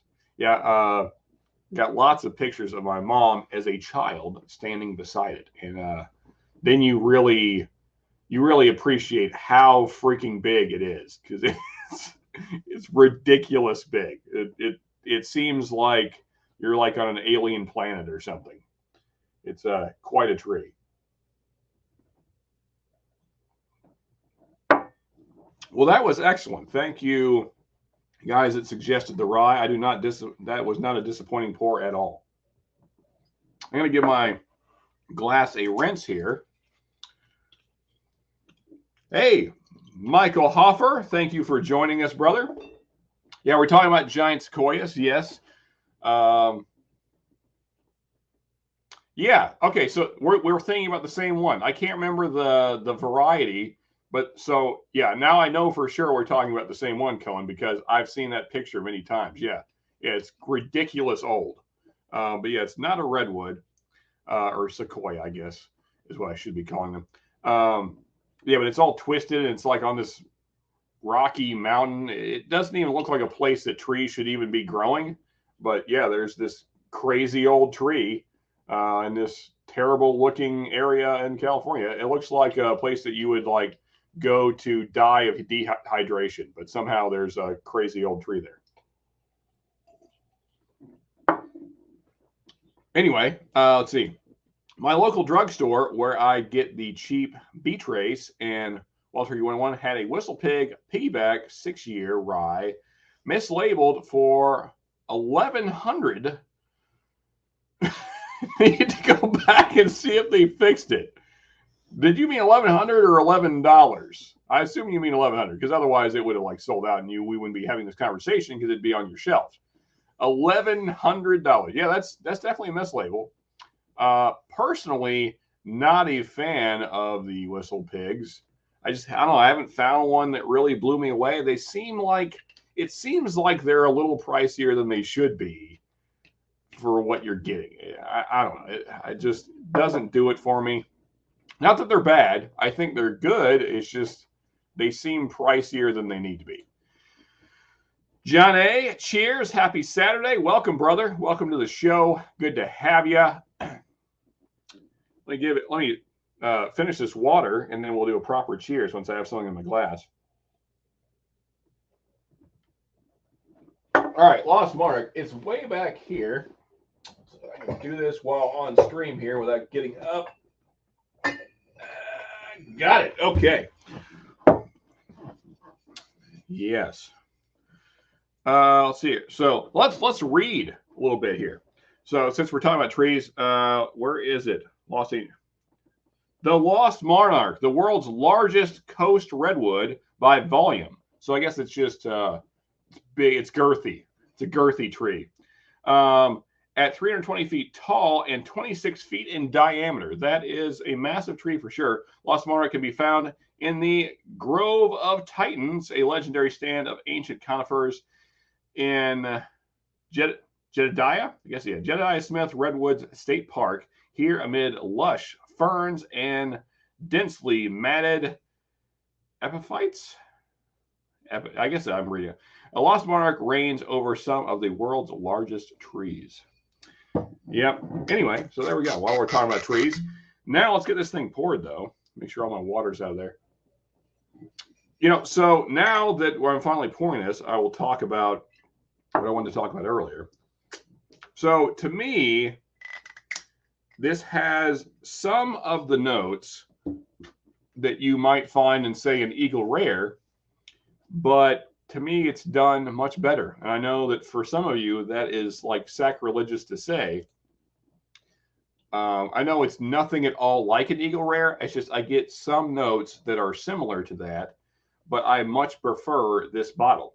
And since they're both $30-ish at MSRP, not actually, because Eagle Rare is stupid prices.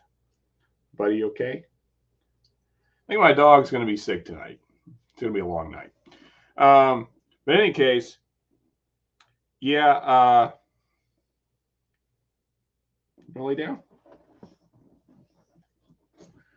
In any case, I do like this bottle quite a bit, and I think it's, in my opinion, I think I like it better than Eagle Rare. So let's see here. Read that. Where are we at here? Old tree is a Bristol cone pine called Methuselah. Yes. Thank you, Sugar Kitty. That is the thing. There was some kind of pine tree. Yes. I would have bought all the bottles for 11. Yeah, for sure. Does a petrified tree still count, or does it have to be living? I would say probably got to be living to count to keep making the list. Guys, I don't know, but I feel like I'm going to have to take my dog out. He just keeps pacing. Yeah, I hate to do this in the middle of a stream, but he clearly is not doing it. So give me like 5 minutes. Talk amongst yourselves. Talk about how great Lost Monarch is. I will be right back. Come on, buddy. Up.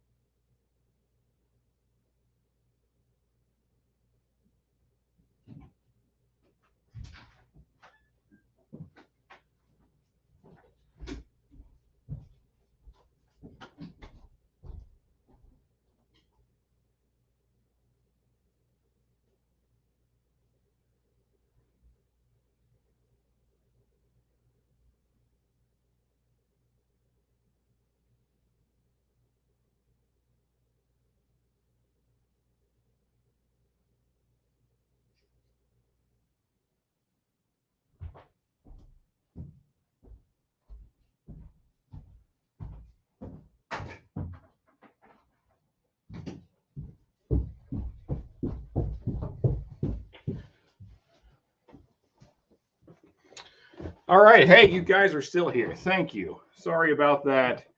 You know, you can't plan for everything, unfortunately. Yeah, so it looks like the dog is sick to a degree. Hopefully he got it out of his system and we're done with that. We'll see how it goes. All right, so back to where we were. Oldest redwood is a sequoia named after John Muir. I guess I'm saying that right. Over 3,000 years. Methuselah is about 4,800 years. Ridiculous. Yes.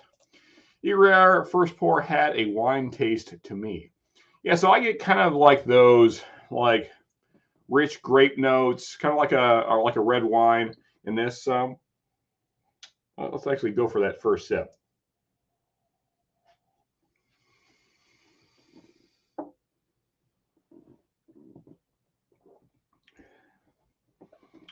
Yeah, so obviously more rye influence in this than Eagle Rare. But I still get some of those kind of those darker notes, even though I know this isn't very old, but I get those kind of like those dark berry notes that you get in some Eagle Rares. Yeah, all in all, I think this is a better experience. So let's see here. You have to do what you have to do. Yes, thank you, guys. Thank you for continuing to hang out. Appreciate it. Sorry for the little hiccup there. My lab has been sick with the trots, feeding her rice and doggy magnesium. Good, good. Yeah, so we always do sticky white rice and boiled chicken breast when our dog's not doing good, and that seems to settle his stomach. Better to spend a minute taking the dog out than spend several minutes cleaning up a mess. Yes, for sure. That was my thought exactly, especially since it's carpet down here in the basement. So getting vomit out of carpet's not great. My house looked like a crime scene. True story. Well, that sucks for your dog, though. Hey, cool running. What's up, buddy? How we doing? Good to have you. And also Clint Hickey. Hey, that's another new name. I don't believe I've seen you before, so welcome. Good to have you with us. So yeah, you got to see one of the few times that I'm not on camera, which it's going to happen at least once or twice a stream, usually for bathroom problems. Not problems, bathroom. Anyway, going to the bathroom. Usually not the dog. He's usually good, but I guess he got into something today. I have woods on 3 sides of my property, and my dog loves to hunt anything that she can catch, and she always gets sick after. Yeah, ours too. Let's see, so far, although we don't have that much woods, we have a lot of wildlife just because there's a lot of woods very nearby. So squirrels, rabbits, mice, rats, lizards, birds. He's never caught a bird. All the other things, though, everything that's on the ground, he's gotten it at least once. And the thing is he's not even trying to kill it. He just like wants to play.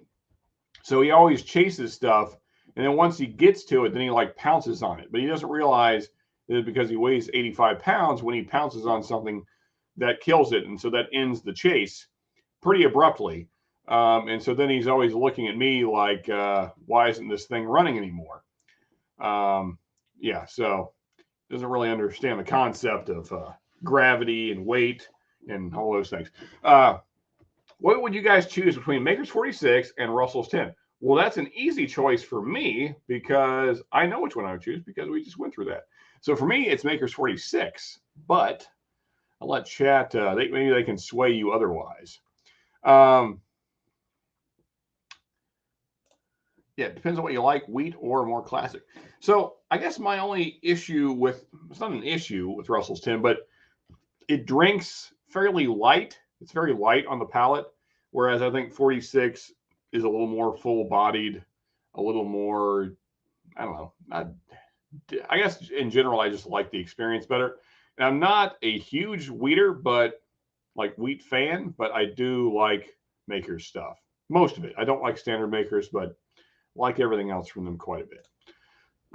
Cool, right? Yeah. What's everybody that has joined recently? What are you sipping on? What do you guys got going on tonight? So I think a lot of us right now are drinking Redwood Empire's Lost Monarch here. I think AZ was the first one to suggest that, and then several of us poured that as well. And again, I think this is a great little $30 bottle. Very nice experience. So if you guys have redwood in your area, worth a pickup for sure. As several point out, this is a boo rye, which I think is a great thing. Yeah.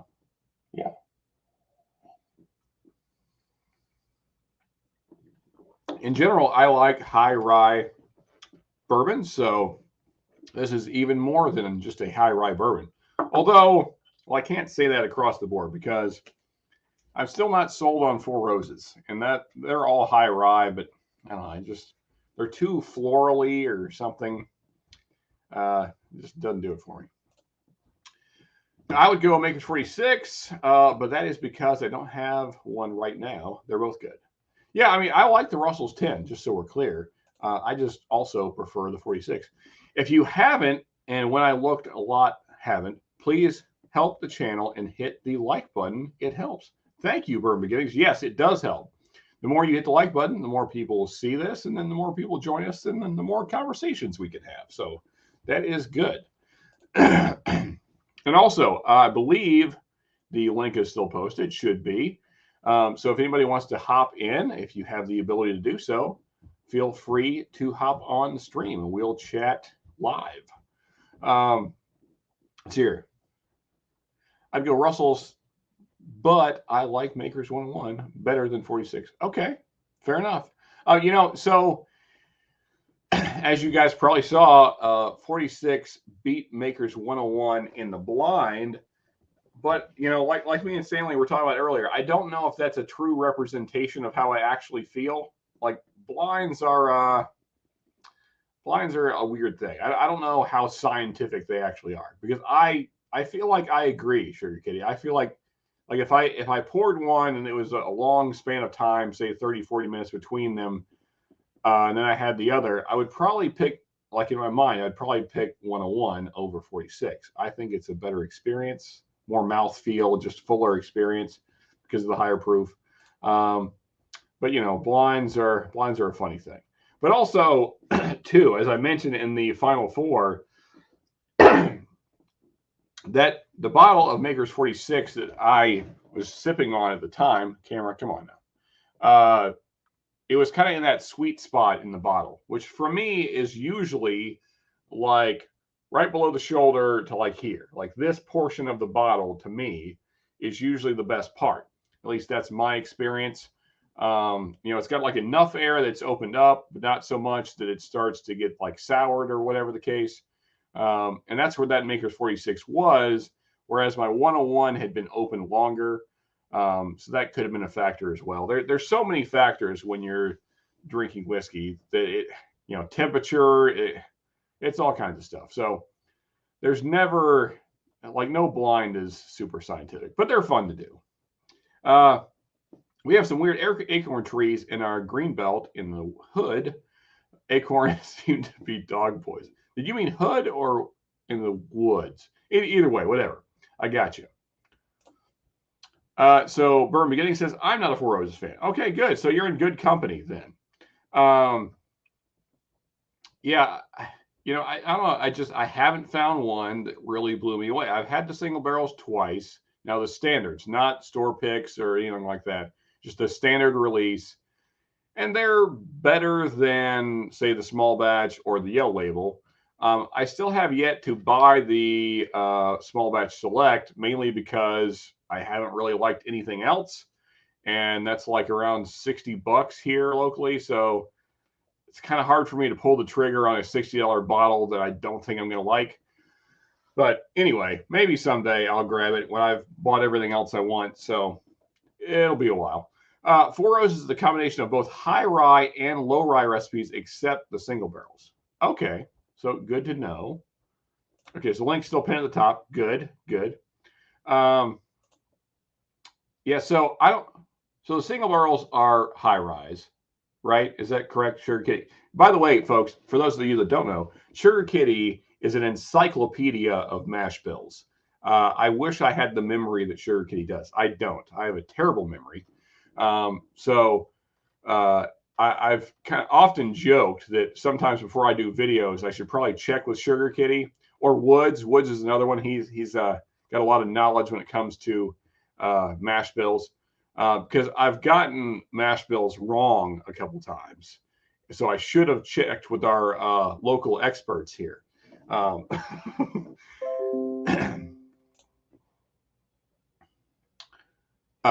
Four Roses is all high rye by bourbon standards. True. But I mean, there's some that are like super high rye, like what are they, 30 to 35%, something like that. They're high. Sugar Kitty knows. I'm sure he has like the readout on the mash bill just right here. They're all good. I have a few of them. Hard to put down sometimes. Wait, what are we talking about here? Oh, Redbreast 27. Yeah. Oh, man.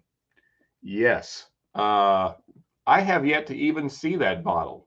But if I ever do see it, I will own it then. So, yeah, I love me some Irish whiskey. I don't have any real pricey stuff, but I do enjoy it.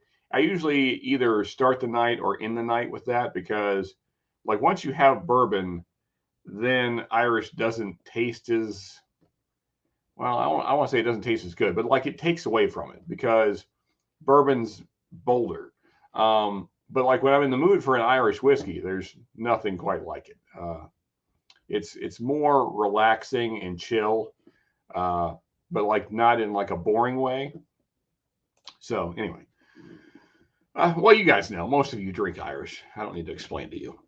I've never tried any of the Four Roses yet. No cowboy or animal on the bottle. See, that's probably it, AZ. That's probably my issue with it.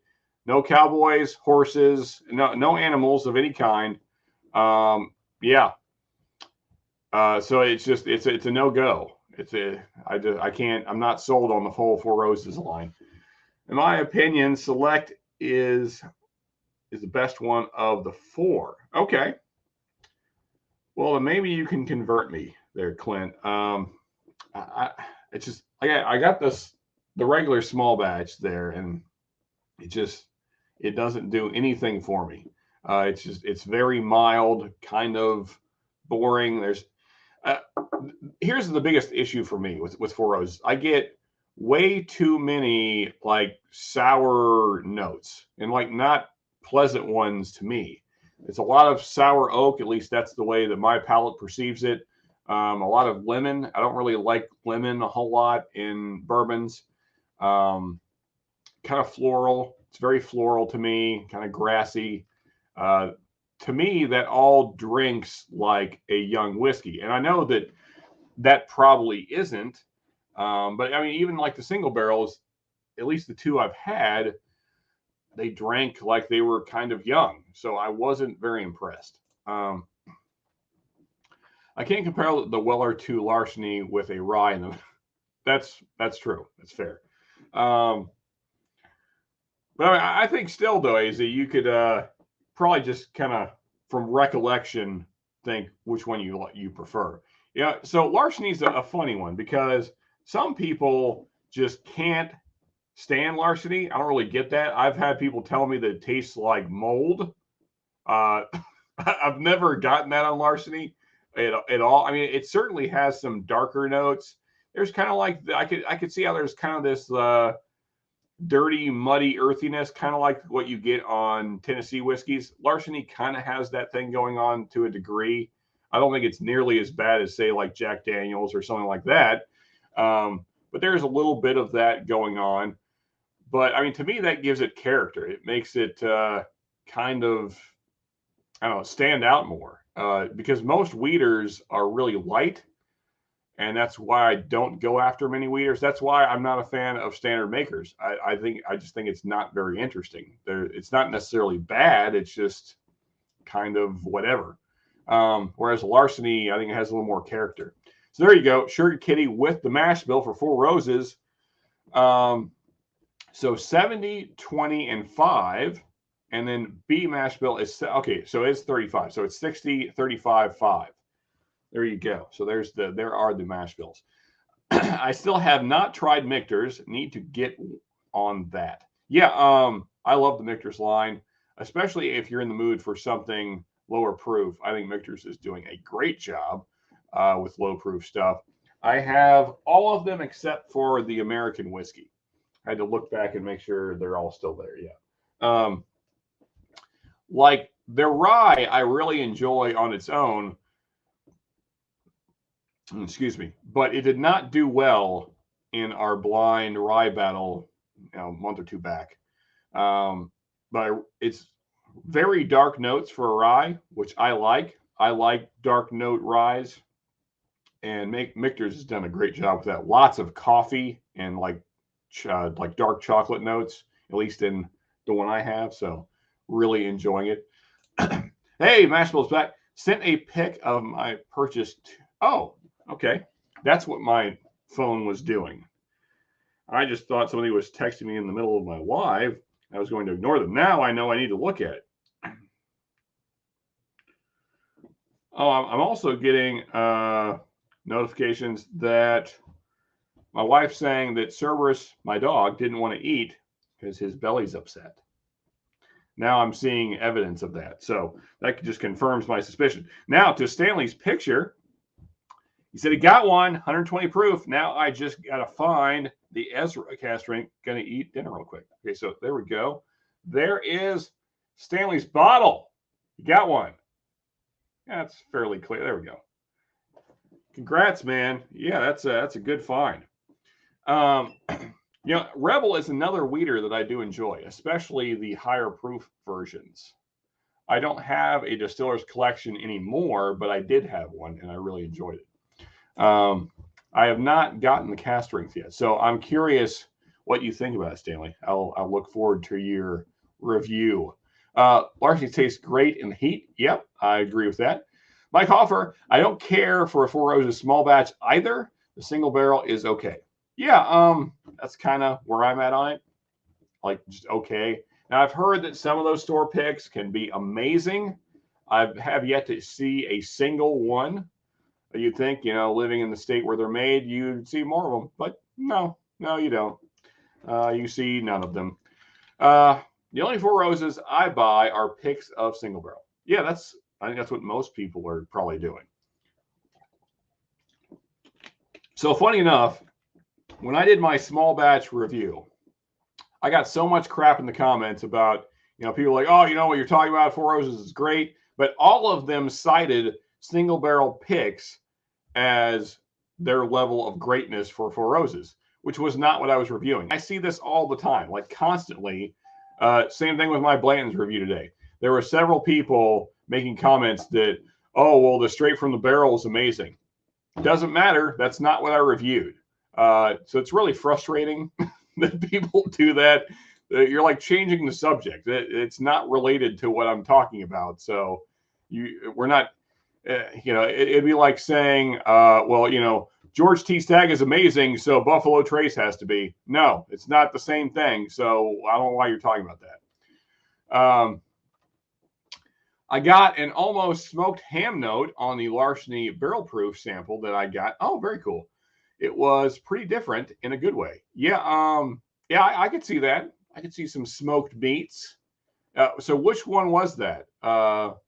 Which is that the new one, the A122, or was that the C921? Curious, because I have yet to see it, but I will buy it if I ever find either of those. Yeah, Sugar Kitty is everybody's phone a friend. Yeah, I need to have like him and Woods like on speed dial when I have questions about mash bills. Because the thing is like the internet is just a convoluted mess these days. So you can't really get straight information. So it's hard for me to ever find what I'm looking for. And so then I say stupid things on videos and then I have to edit them later. And thankfully, I have some great guys that, usually point that out to me pretty quick in the comments so I can edit it before, only like 10 or 15 people have seen it. So that way the whole world doesn't need to know what level of idiocy is going on in my world. Oh, okay. I'll get to that in a second. I have not gotten a meat note yet. That is wild. I'm trying to think what I get meat notes on. It was something I had recently. Now I can't think what it is. Um, okay, so well, this is meat-ish. So I always get like smoked salmon on Ardbeg, the 10-year specifically. The anno, the smoker thing there, that's more just like campfire, and not necessarily a specific meat. But the 10-year, I always get like smoked salmon, which I really love smoked salmon. So that's a cool note to find in a whiskey. Wish you could find some of the higher proof Michter Rise. Yeah, I think we all wish that. Whiskey Wars, it was the sample that you sent me. Yes, okay. I forgot that I did that. So yeah, fair enough. Let's get back to this Boo right here. Man, that is nice. Like on the nose, it's really nice. Very pleasant nose. Like you can tell there's a lot of rye going on because you get that rye spice on the nose. A lot of similar notes to like a Rittenhouse rye to me, as far as the rye profile. But then of course you're getting that bourbon influence, so it's darker notes in there as well. Man, that's nice. Yeah, guys. Another great suggestion from chat. Redwood Empire's Lost Monarch. Let's finish this off here.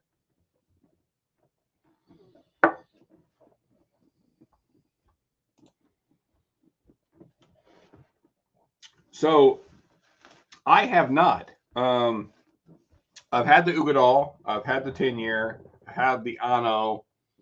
And what's the other one? So there's like the core four. Of course, I don't know if the Anno, and I'm probably saying that wrong.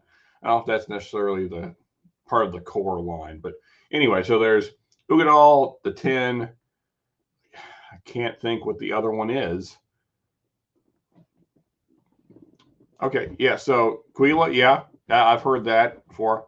I need to get more peated scotches in my life because I do enjoy them. We might do that before the night is over. Just poured the last of my Sagamore Double Oak. Okay, going to have to pick up another one of those soon. Yeah, that's it. That's the other Ardbeg. Yes, and I'm not even going to try and say it because I'm certain I'm saying it wrong because so I guess that's what would that be? Is it Gaelic? Probably not. Gaelic is Irish. I don't know. Is it just Scottish? Is that that doesn't seem like a language. Yeah. Anyway, Slow in the Woods. What is your opinion on regular Sagamore? Yeah, I don't have one because I don't know if I've ever had this standard Sagamore. I've had the Double Oak, and I'm trying to think what the other one was that I had. It was another spec. It was not the standard one. Quila is really good. Yes, for sure.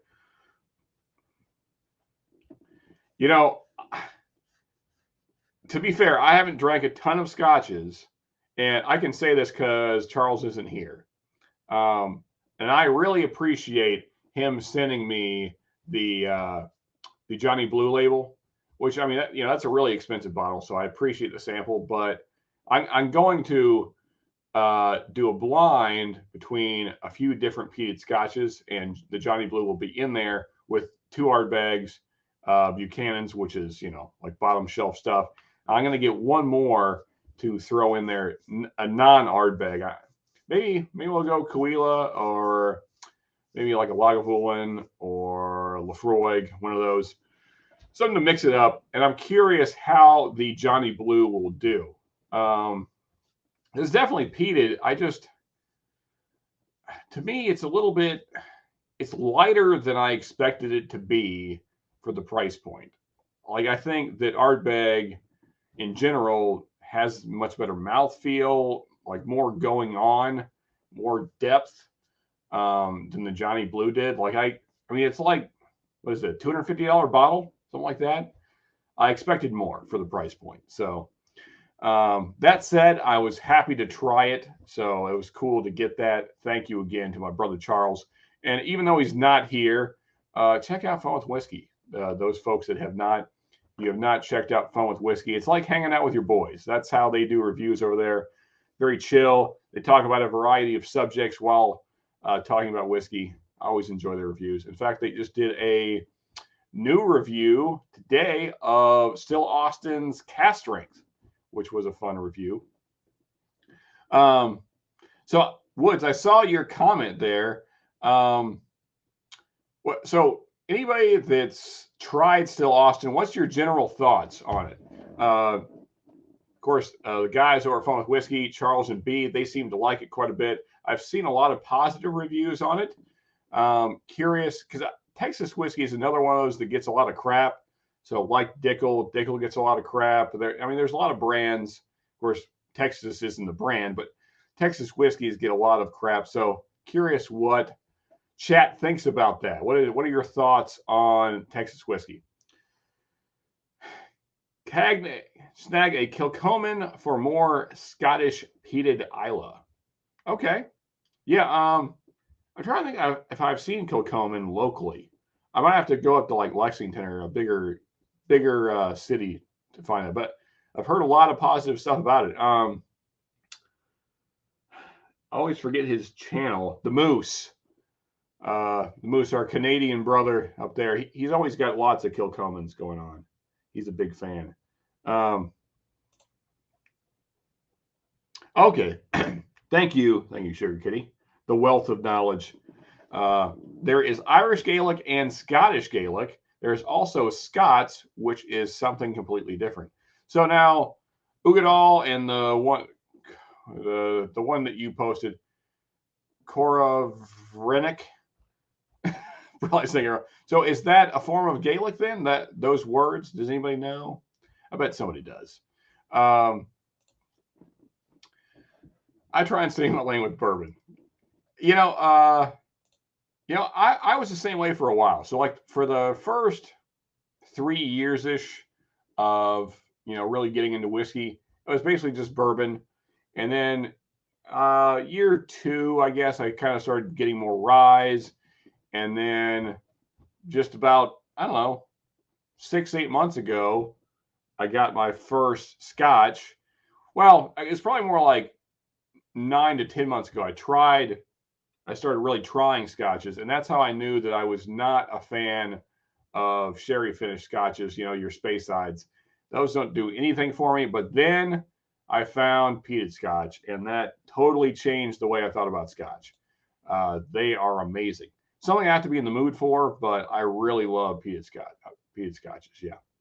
Ohio just dropped a High West peated bourbon this week. Very good. Do you mean, is it this? Is it the Campfire, or is it something else? Is it that guy, or is it a different one? Because like I see the High West Campfire on like most hated bourbons, even though it's not really a bourbon. But that makes the list very often. Yeah. So I guess, a lot of people don't like the peated Scotch. Come on, camera. And slide the hand back. There we go. Now we're focused again. Johnny Black Eagles Bar. Yeah, was never a fan of Johnny Black. But the Blue Label was good. It's just that I don't know if it's $250 good. I guess that's kind of where I'm at on. The regular Still Austin is okay for the price. I have been meaning to try the barrel strength. I don't generally like most Texas whiskeys. That's it. Yeah, Alex. Yeah, that's the Moose. Yeah, so he has tons of Kilchoman. It seems like every time I see him, he's drinking a new one. Next pour, Sean. Tall glass of Woodinville with a human hair in it. Yeah, actually, the hair might improve it. Honestly, there's not much that could make it worse. So, yeah. So funny enough, yeah, and you guys have proof now. It's not just me. So now I have sent that sample to Joe and Charles and B, Fun with Whiskey. You guys have seen both of those live, and if you haven't, you can go back and watch them. And nobody has liked it. So it's not just me. It's not just me. I'm not just picking on Woodinville. Joe, of the 4 samples I sent Joe thought it was the worst. Of the samples I've sent Charles and B, they thought it was the worst. In fact, Charles didn't even want to finish his glass. And if you watch Joe's reaction, which Independent Joe, by the way, you watch Joe's reaction, he didn't really care for it either. You can see it in his face. So, yeah, I guess I just got a bad bottle of Woodinville, or maybe they're just bad. I don't know. But I have to say, he's not, I don't think he's here right now. I think he's probably at dinner with the family. Here they are. Thank you to Northwest Bourbon. He sent me a bunch of Woodinville picks because I guess he's going to try and convert me. So these will be coming up here soon. I haven't decided how exactly I'm going to go about reviewing these. I'm probably going to do like blinds with them. So I got a private select, barrel proof Woodinville. Come on, camera. There, got that one. That's 118 proof. And then we got another private select, 116 proof from Mark. As you see, I did try a little bit of each one. I just want to see what they're about. And so far, not terrible. I can't say I'm sold on Woodinville as a company yet. And they got the port finished one there. And then he also sent me the double barrel from Woodinville. So I will probably compare those against kind of equivalent bourbons. So, this being a double barrel, so it'll probably go up against the Woodford Double Oak and say 1910. See how it does against those. This one, the port finish, I will probably put up against, say, Angel's Envy. I think that's the only, this is more budget friendly. I know that. I've seen it on the shelf. So that's kind of the only budget friendly wine finished bourbon I have. And then the private selects, those are just barrel proof. So we'll find some barrel proofs to put up against those. So that's probably how I will do those. So that will be coming up here shortly as well. Let's see here. Shrug Johnny Black was the first scotch that I liked, so it opened the door for the rest. Yeah, I mean, it's a thing. And also to each their own. I mean, there's a lot of people. Believe me, I saw today all the people. There's a lot of people that love Blanton's. They will die on that hill. They think that even, at say $100, it's worth a buy. And hey, whatever. If that's your thing, there's nothing wrong with that. It's just not my thing. What's funny to me about like the whiskey community, it's like you're like defending your child or your wife. Like there are people that get really upset when you attack their favorite whiskey. So that's kind of funny to me. It's not like you didn't make it. It's not like you put your time and effort into making Blanton's, but the way people react, you would think that they made it themselves. Yeah, I always kind of laugh at the really upset comments, especially the ones that are like, "Oh, you don't know what you're talking about," like those kind of people. That's always funny to me. Like, oh, okay. I guess my personal experience with this bottle is incorrect. That's interesting. Just got a still Austin cast strength. Haven't opened it yet. Okay. Well, in the future, you'll have to let us know, Clint. Those are Gaelic place names. Okay. Cool. Going back to the Ardbegs, just for those following along. Still Austin cast strength is tasty in my opinion. Let's see. Okay, let's see here. And then Clinton is answering my question. Not a campfire. It's an Ohio pick. Oh, okay. Corey Vrek rhymes with wreck. Okay. So Corey Vrek? Am I saying it right now? Corey Vrek? And Kilhoman. Yes. I'm saying all of them wrong. Thank you. Thank you, Sherry Kitty. Like I said, I need to just phone a friend pretty often. Got a sample of, more words, Andalusia. I think I got that one. Andalusia. That seems right. Triple distilled. It is very different, but I definitely liked it. Okay, cool. Oh, so yeah, that tells me how I'm not that far behind. Yeah, here I'll bring it. I don't know if Stanley is still here. I will bring it back up though, Cohen. He sent me a picture of what he got. So give me a second here, and I will show the folks again. So this was Stanley's pickup, the Rebel cast strength. Come on, camera. Focus. Yeah, it's not doing great on my screen. Come on. Anyway, Rebel cast strength. And I will, let's see, I'll zoom in. So 120 proof. It is barrel number 7533555. So there you go. So you can compare it home now. Yeah. It's a long barrel number. Oh, I guess you guys are talking about Johnny Black still. Yeah, it is more pricey. That's what we're talking. I have my own bottle of Woodinville, and it is nasty too. So there you go. See, not just me. Some of their other stuff may be good, but after not liking the regular bourbon, I never tried any of the rest. Yeah, so the thing is, Woods, that's basically the camp that I was in. So if it were not for Mark sending me these, I probably would have never tried any more Woodinville because to me, the standard offering is awful. It is just absolutely terrible. I can't believe you would put that on a shelf and sell it to people. I like it's embarrassingly bad. So now, granted, I only had a very small sip. So what I did is I just poured like a tiny, just a sip of each one of these that Mark sent me into a glass, kind of spun it around, had the sip, rinsed out my glass, and did that 4 times. Now, like we were talking about earlier in the blinds, you do get some crossover, and I did have the private selects, the barrel proofs first, so that probably wasn't smart to go barrel proof, then a 90 proof. I think it's 90. Let's see, where's the port finish? Port finish, yeah, 90 proof, yeah. But it felt very thin. But that could just have been because of the order that I drank them in. So probably should have went the other way around. But I'm always more excited to get barrel proof stuff. So that's what I opened first. But when we do it in the blind, we'll see how it does. It'll probably go up against Angel's Envy, which is not strong competition. So maybe it'll do good. Just drink some port. There you go. If you need to finish the whiskey, it might be.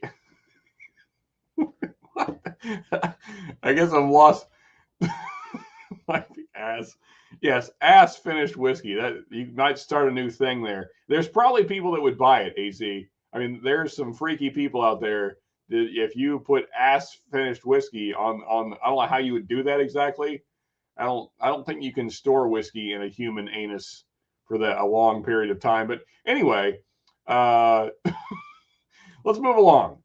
I love it when other people hate the whiskeys that I like. More for me. Yeah, exactly. I feel the same way.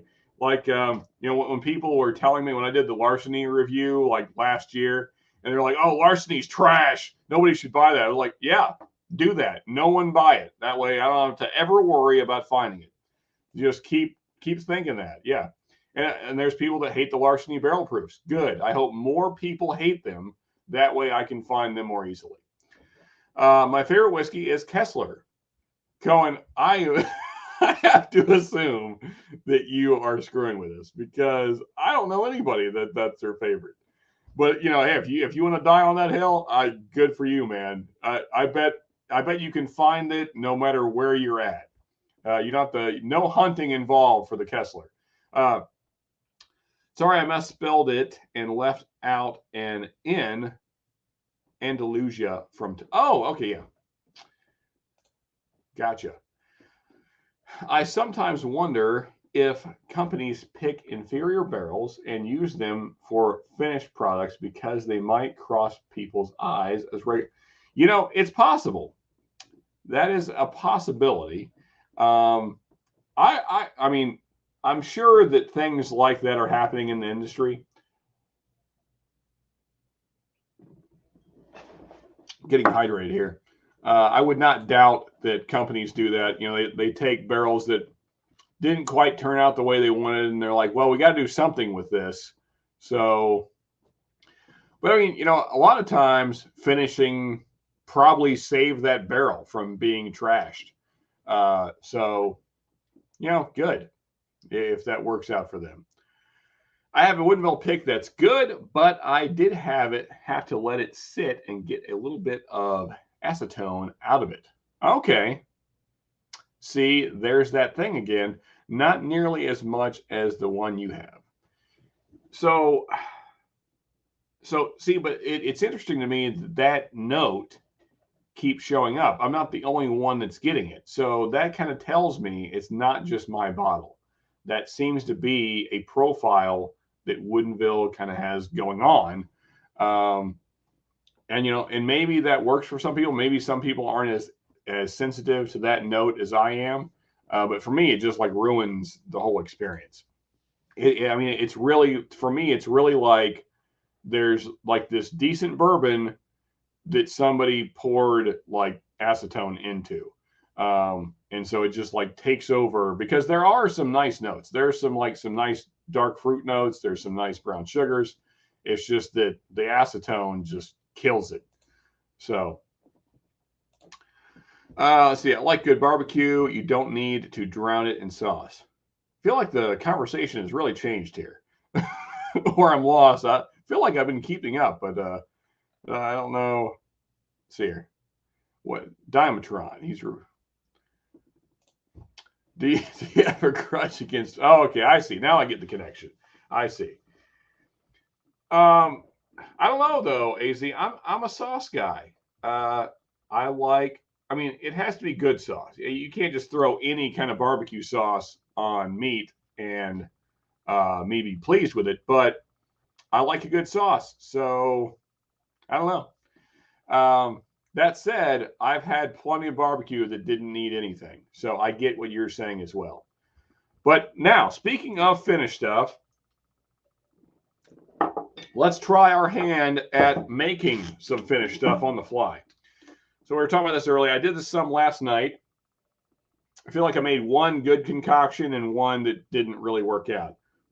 So for those of you that missed last night, we did Electric Barrel Proof A122 and a little bit of this yellowtail here, just like a splash. And this is finished in whiskey barrels for what it's worth. I didn't really get any of those notes on the wine itself, which I had some of that by itself. Didn't really get any of the barrel influence, really. But it's a cheap wine. It was like $12, so can't expect a whole lot. But I knew what I was going to be doing with it, so I didn't want to spend a ton of money on wine. I'm just going to be mixing into bourbon. So tonight, so that was the first one, the Elijah Craig A122 and some of that. And that was a great mix. I thought that almost rivaled one of my favorite bottles of all time, which is this Pfeiffer Pavitt XO from Bardstown. I love this bottle. So I am a fan of finished whiskeys, especially dark wine finished whiskeys. Really love those. And as we were talking about earlier, you know, the double oak kind of lineups. You know, it's like this guy or the Sagamore. Those are also finished technically. So 1910 from Old Forester. Really love any of the toasted barrels, double oaks, all that stuff. So I'm a fan. I can't say I'm not. I am a fan of finished whiskeys in general. So we're going to try our hand at making something like a Cabernet Sauvignon finished whiskey on the fly here. So we're going to take our Ezra Brooks Distiller's Collection here, get a generous pour in there. That way I have plenty to mix the wine into. And this is about as close as I'm going to ever get to making a mixed drink.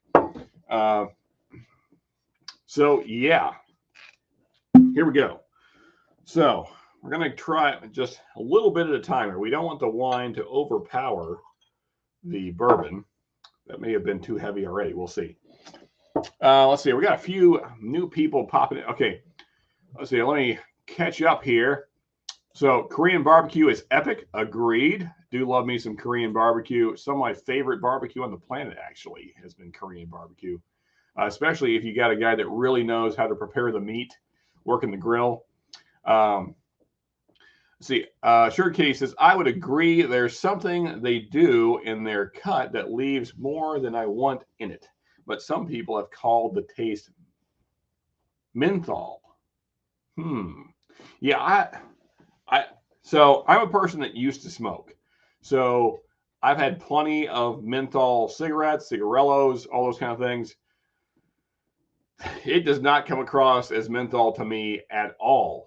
It's very chemical forward to me, like acetone. I mean, so my original description was wood stain because I stained this table that you see all the time in my reviews. I did that myself. Didn't taste it, but you can kind of imagine what it would taste like by the smell. And you definitely get that same smell on Woodenville. To me, it's like identical to what this stain smells like. And it took me probably an hour to stain this, so it's a smell that you remember. It kind of stays with you. And yeah, I would guess it's something to do with the way they make their cuts, like you said, Sugar Kitty. Either too late or too early. I don't know. Either way, there's something getting in there that shouldn't be, to me. Don't like it at all. I wish they would find some way to get that out of there, because otherwise, I think there's some nice notes in Woodenville. It's just that kills it. So, ever have a Vietnamese banh mi sandwich? I have not. I'm probably even saying that wrong. But sounds good. Sounds very good. Good barbecue stands up with dry rub. Yeah, for sure. Especially if you brine. Brine all your barbecue, folks. Very important. Brine your barbecue, then the flavor really gets into the meat. I love smoking. I smoke stuff. Well, now that we're getting back into summertime, probably be every other weekend at least. I'm always smoking something in my smoker. Let's see here. No, but I know of it. SoCal has the most Vietnamese people outside of Vietnam. Oh, good to know. Did not know that. Very cool. Okay, Bourbon Rendezvous in the house. Hey, so it looks like one of our winners, well, our winner, really, Bourbon Rendezvous. So you weren't here earlier. So as far as I know, and again, folks, I'm going to re-announce everything again just real quick. So I only have 4 entries here on my paper, but I thought for sure there was at least 5. So if you put in a bracket, and I did not read your name off, and again, the ones I have are Bourbon Rendezvous, Jack, Stanley, which he was here earlier, and Northwest Bourbon, who was also here earlier. But I feel like there was a 5th and maybe a 6th, but I could not find them. I went through my emails. I went through all my messages, went through my Instagram messages, went through Patreon. I could not find another entry, but it feels like there was one. But either way, I think it's safe to say, unless somebody had some great entries and I missed that, it looks like Bourbon Rendezvous is our winner. So congratulations, buddy. You won our March Madness. As far as I can tell, you had 4 points. The next closest was 2 points.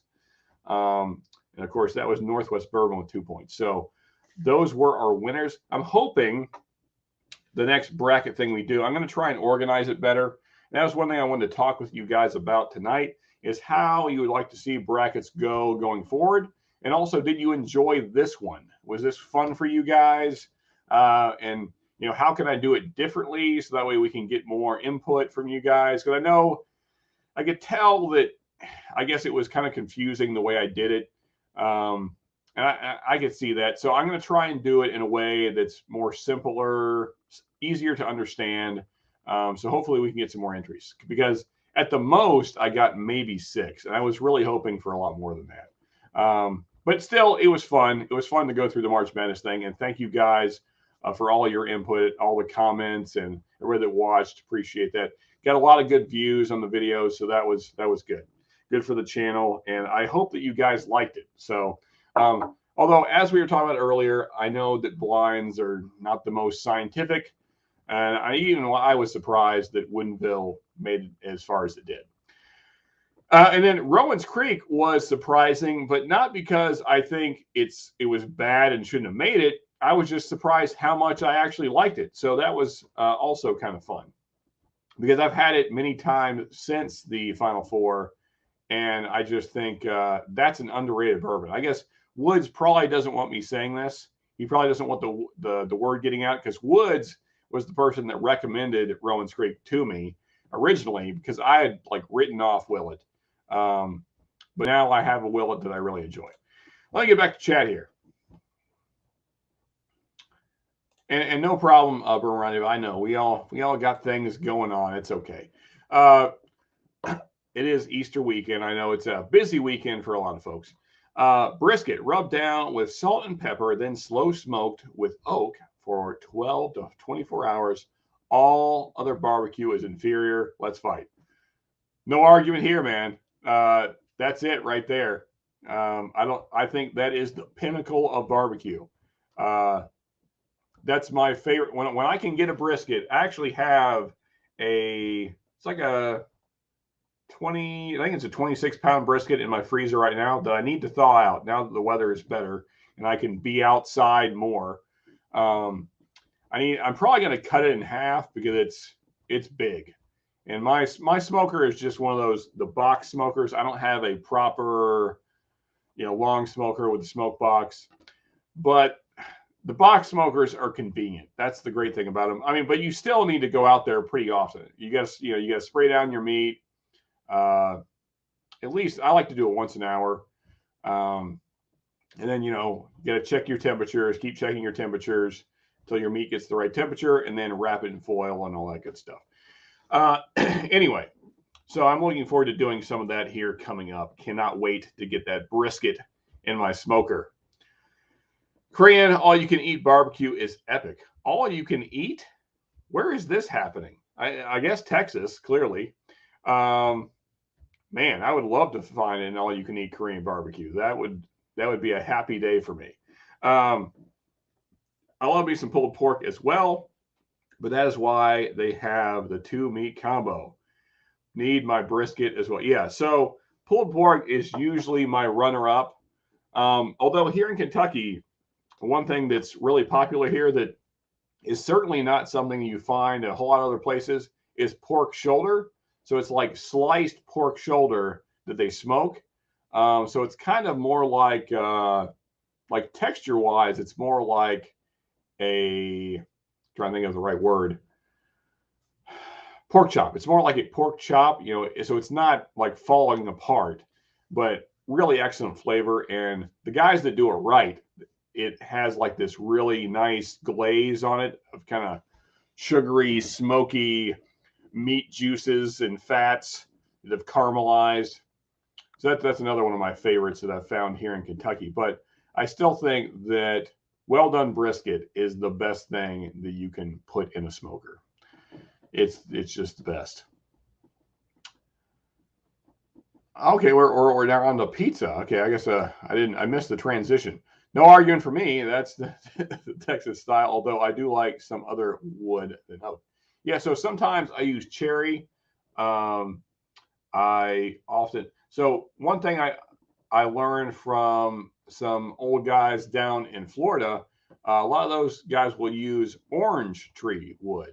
So citrus actually imparts a lot of sweet flavors to the meat.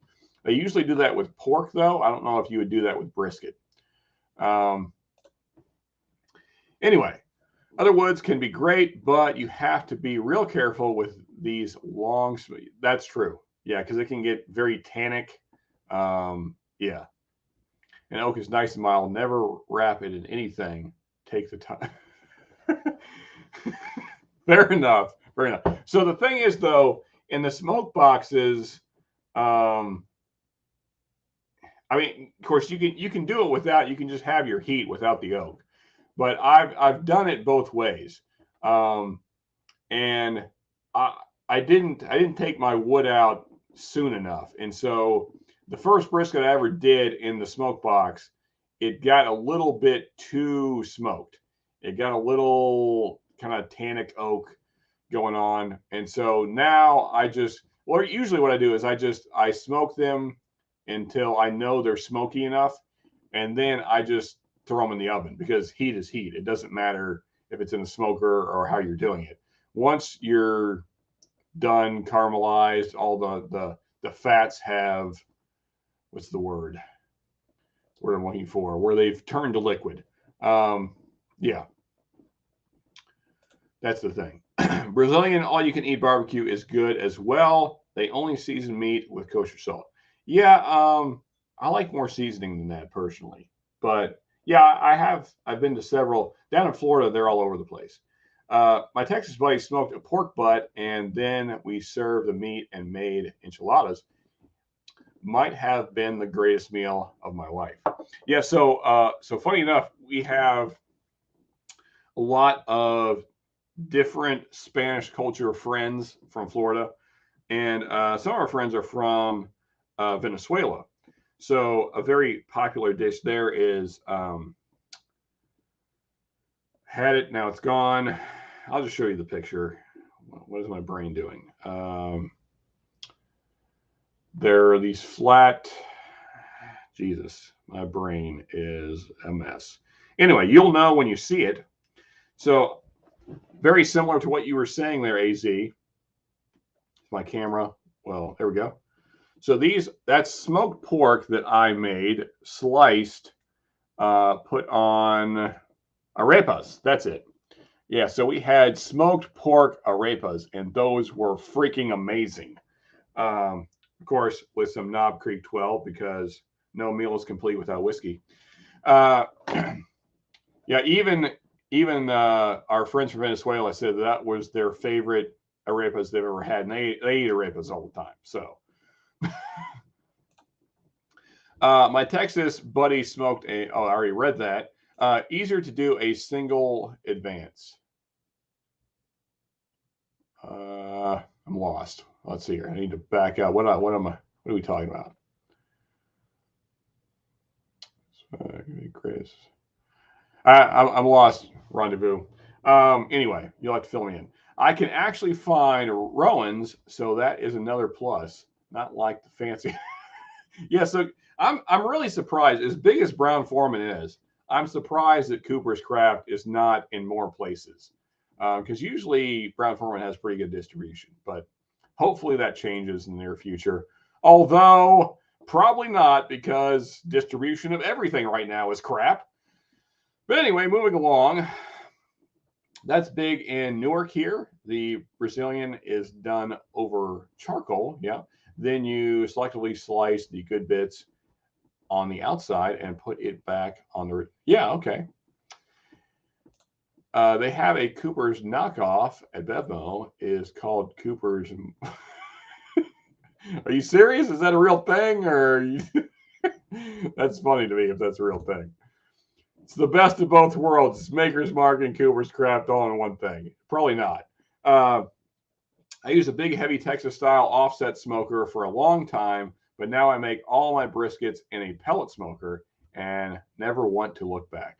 Yeah, I need to get one, Woods. It's just I haven't taken the time. Well, honestly, we haven't had the finances because of a lot of things that's happened that I'm not going to get into, but accidents and sicknesses and weddings.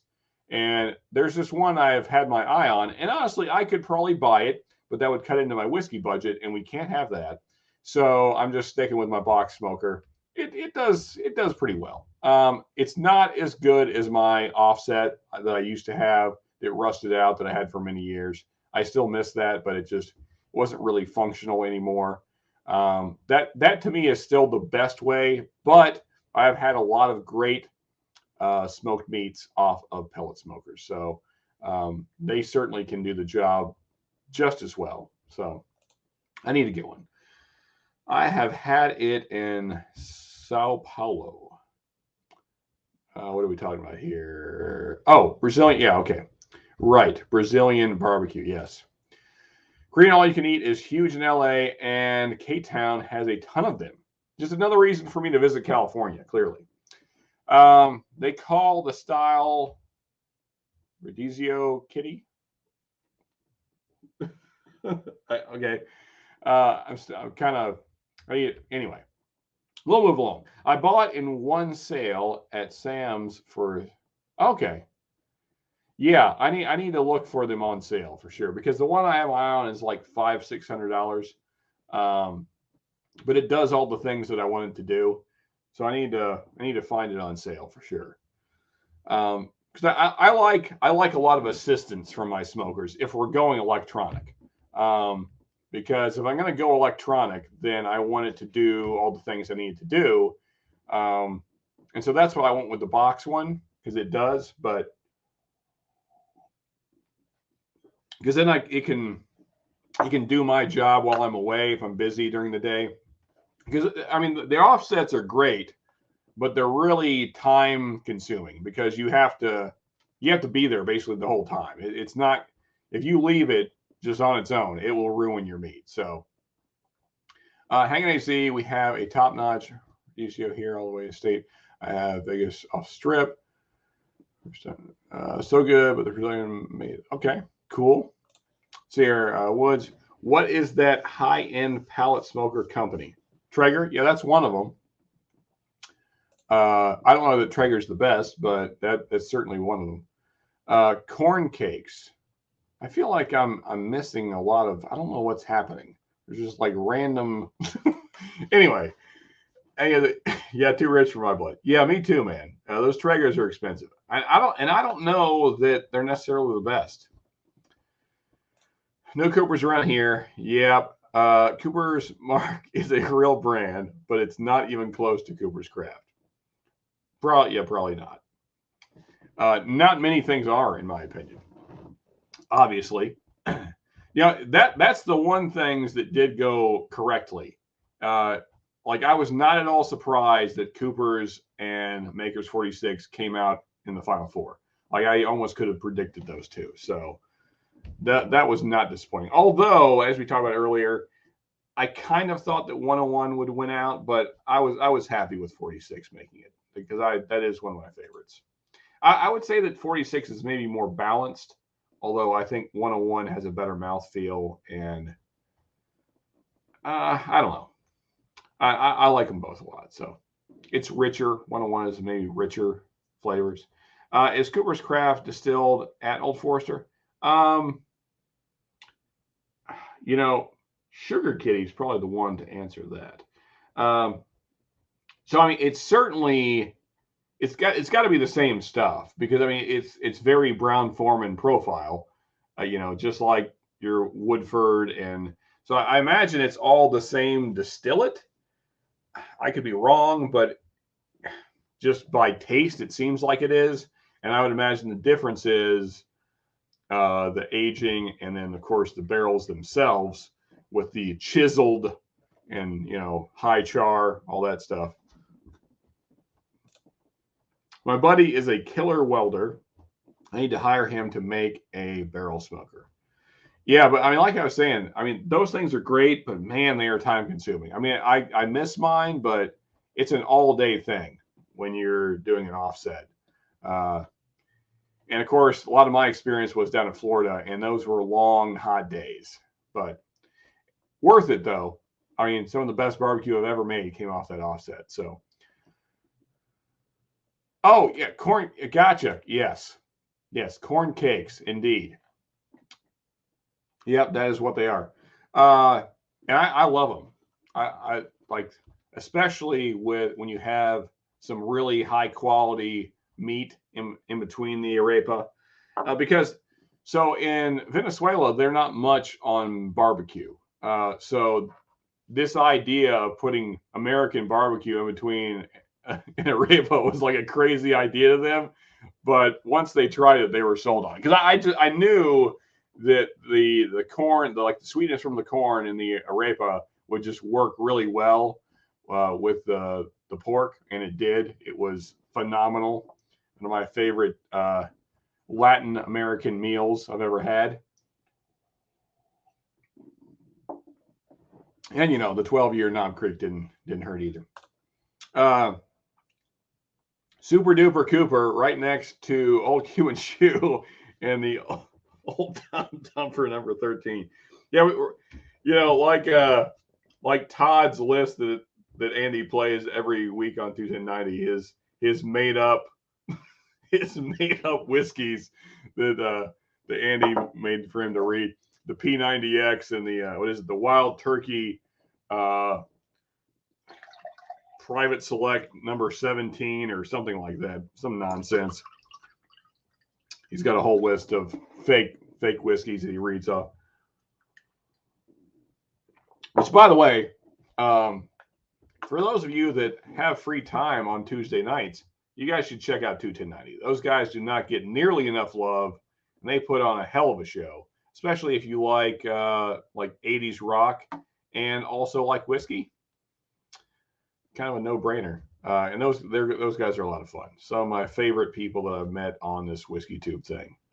Cooper's Craft, distilled in Louisiana, yes, but the mash bill is different. Okay, so there you go. See, Sugar Kitty has all the answers.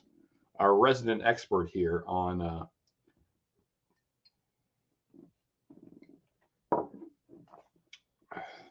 the mash bills and things.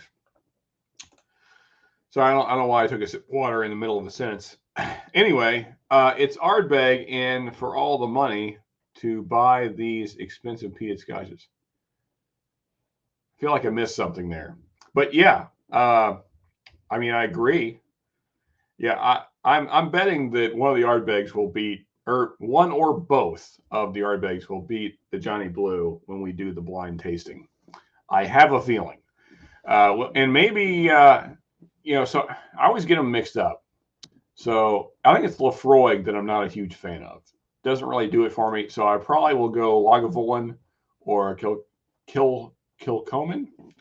I'm probably saying it wrong again. Kilchoman, right? Sugar Kitty posted it earlier, and I've already forgotten how to say it right.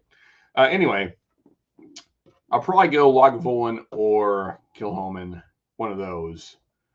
Or maybe, actually, you know what? You guys voted up. What would you guys like to see? So it's going to be two Ardbegs in there, a Johnny Blue, and what would you like to see the fourth one be in this upcoming blind peated Scotch showdown?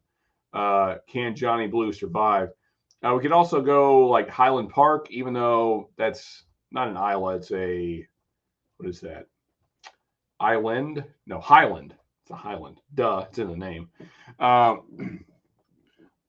Coopers and Old Forester are both distilled at the same distillery, the Broad-Forman Distillery. Okay, there you go. Lots of Argentine restaurants here, but I have never gone to any. Okay. Well, I mean, so like my favorite thing that you find at most Argentinian, right? That's probably the word. Is they do something like barbacoa, which is like shredded beef. That's my favorite thing to get on an arepa. That's usually available at most places like that. And of course, you can get the white cheese and all the other toppings. I like it simple. I like my meat and then the arepa, and that's it. I don't want anything else tainting that. I think that's enough. Sometimes if they have like a hot sauce that they make there, which is usually like a mayonnaise-based hot sauce or a cream-based hot sauce. It's very different than like American hot sauces. Sometimes I'll throw a little bit of that on there, but I like to taste the quality of the meat and their seasonings, and then just the arepa. That's usually enough. Yeah. Anyway, words I can't say. How do quajia? Yeah, is a round cheese bread they serve at their Radicchio is my favorite. Okay. This is not the question I asked. I asked if it's distilled at Old Forester, not the mash bill. Okay. So there you go. I think that Woods answered your question, I believe. Check out the whole TGIT lineup. Yeah, exactly. There you go. Yeah, thank you, Sugar Kitty. Yeah, so Whiskey Knows, My Bourbon Journey, and 21090 every Tuesday. Yeah, see, I always miss My Bourbon Journey because of church. He's always on when I'm at church, and then usually I miss the first half hour, 45 minutes of 21090 because of the same reason. So I always miss Scott, but he does a heck of a show too. That's why I forgot about that. I usually miss Marty as well because I'm getting ready for church. So, but got to do these things. If you like Ardbeg, then you will like Kilchoman. Okay. Yeah, I mean, I assume so. A lot of guys really talk it up. So I need to just go find one and buy it. I'm trying to think how to say that probably. Brooklotic, right? I think that's how you say it. Makes the best peated whiskey on Isla. Okay. All right. So I guess Woods is voting Kilchoman. We got a Brooklotic. How do you pronounce? Oh, okay. So you do not want to say. So it's Louisville. That's how you say it. Louisville. Do not say Louisville, or they will know that you're not from there. It's Louisville. You just say it like it's just all no breaks. What is it? It's just Louisville. It's just in the faster and more slurred you can say it, the better. Just Louisville. You can almost make it like one syllable, like Louisville, and then perfect. Then you're nailing it. Especially if you're talking to someone that's, let's say, lower class. The lower class folks around here say it even more. It's more like Louisville. It's just kind of like this. Just kind of like a sound. It's more of a sound than a word. I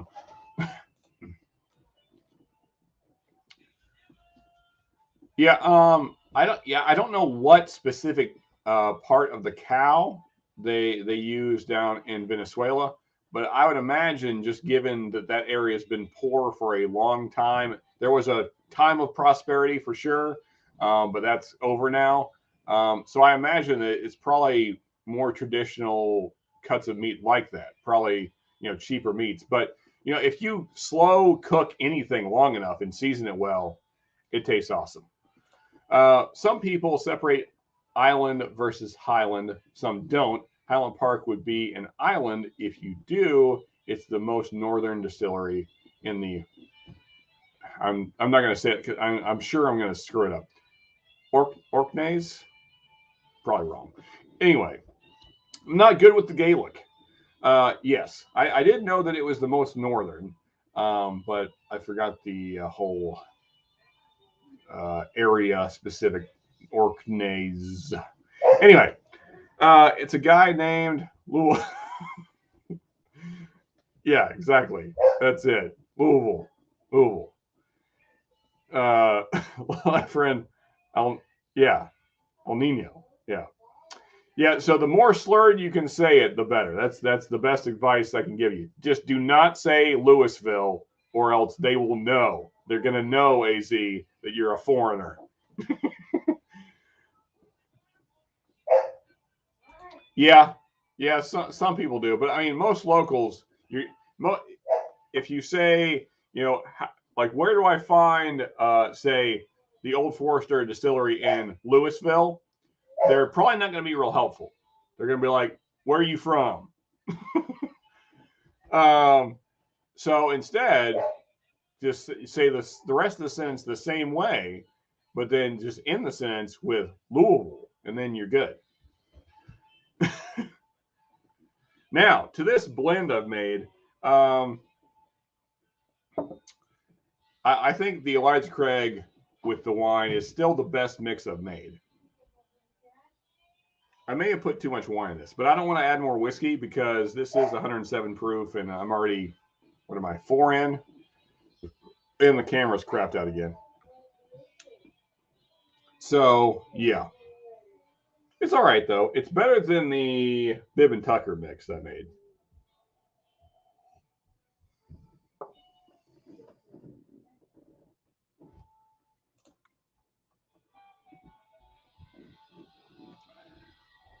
Oh, yeah. So I find that all the time. So especially if you watch documentaries on, say, Florida, really almost any Indian names. I shouldn't say Indian. It's a term that Native American, although I guess that's also, I don't know.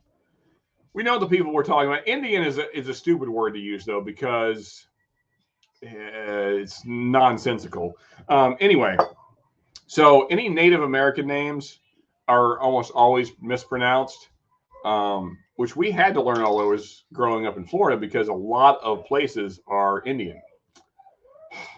North American names. North American, Native, I give up. Oh, yeah. So Spanish names, always mispronounced. Also, Italian names. So my wife speaks like 5 languages. So anytime there's a documentary that involves Italian words or Spanish words, she's always critical of the way they pronounce them. Hey, we got a friend, Mark from Northwest Bourbon. Let me change the setup here. There we go. Now we're looking better. Can you see us? You What's up, Sean? Yeah. How you doing, buddy?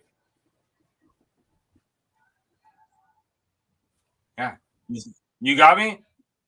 Yeah, you're a little robotic, but that's okay. You got me, dude. No, yeah. I was trying to look at your shirt. Am I glitching out over here? A little bit, yeah. It's not the. You just tell us what it says. It's not. It's not rocket. Oh yeah. Oh right. You're saying yes, which I love. It's not rocket surgery. Yes. Yeah, buddy. And cheers to Mark. Yes, thank you, buddy. Thank you. Thanks for popping in. Yeah. When I'm sober, am I still really glitchy? It's getting clearer. It's like getting better the longer you're on. So when you first popped on, it was crap. Now it's getting better. I need to fix this. So, oh goodness. I feel your I wanted pain. to jump in. Yeah, man. I just want to jump in real quick and say hi. I wanted to ask you about your wine. Your wine is finished in whiskey barrels. Yeah. So this is a cheap bottle. So, but that's I don't know if it's finished in whiskey barrels. I think it's let's see here. Yeah, whiskey barrel aged. But so these are used barrels. Let's get it closer there. I'm sure they're used barrels. So I've had beer. I've had beer finished in bourbon barrels, but I've never had wine. I would think that would have a weird funk to it. Honestly, I'm not getting any of the barrel presence at all. It tastes almost exactly like the standard yellowtail Cabernet Sauvignon. So if there is a presence there, it's very, very light. So I'm guessing they weren't in the barrels that long. Of course, this is a 2020 release, and who knows when it was bottled. Yeah.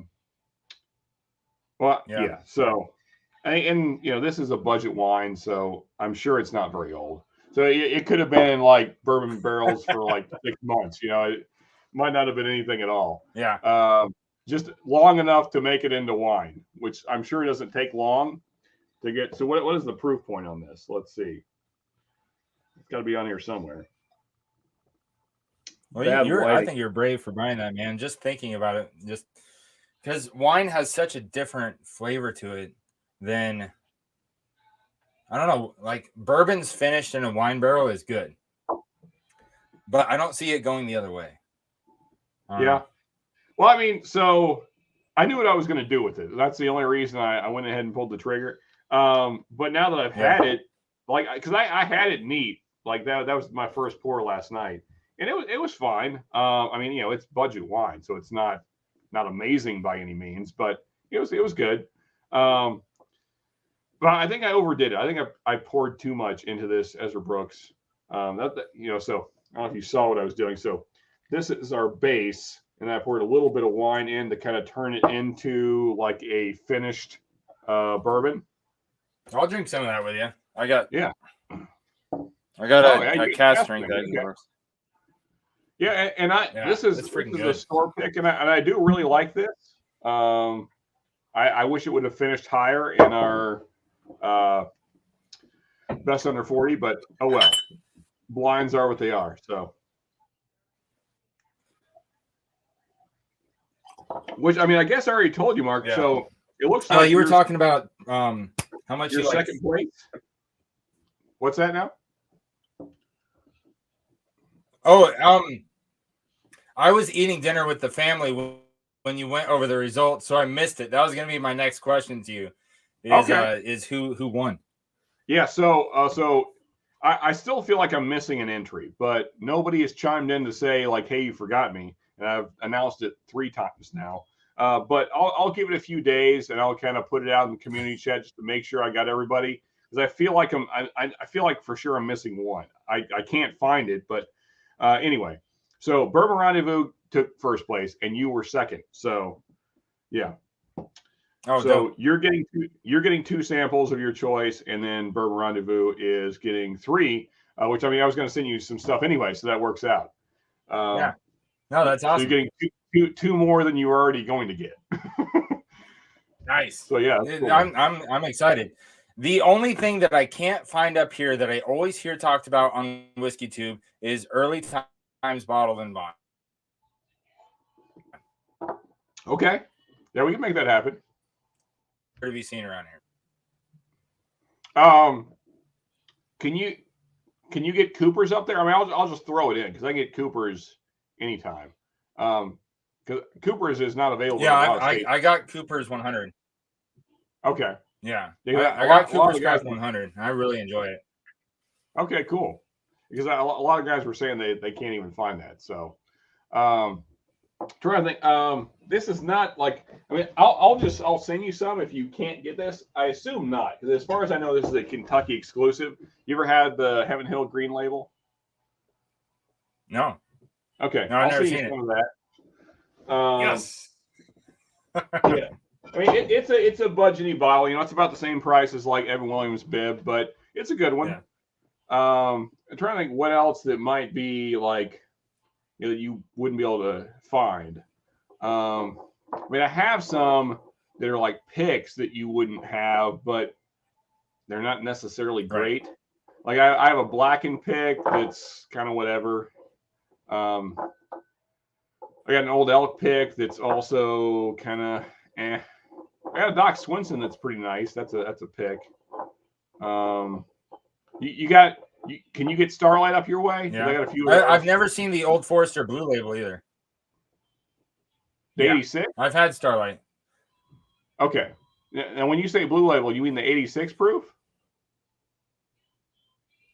No, there's a Old Forester single barrel. Oh, okay. Well, I don't even have that. I have this one. Oh, okay. I have the black. I don't have the blue though. Yeah, so this is the 100 proof offering. Find the camera. Yeah, I've never seen that before. Okay. Yeah, I'll send you a little bit of that. Well, yeah, if I get to pick 2, those are my 2, man. Okay, so you want the Old Forester and then early times, right? And I'll just throw the Heaven Hill in there because that's like a $16 bottle, so I don't care. Oh, you're such a nice guy. And then I'll also send you your flight as well, which will be surprises. So, nope. All right, are you gonna do a separate video of the flight I sent you?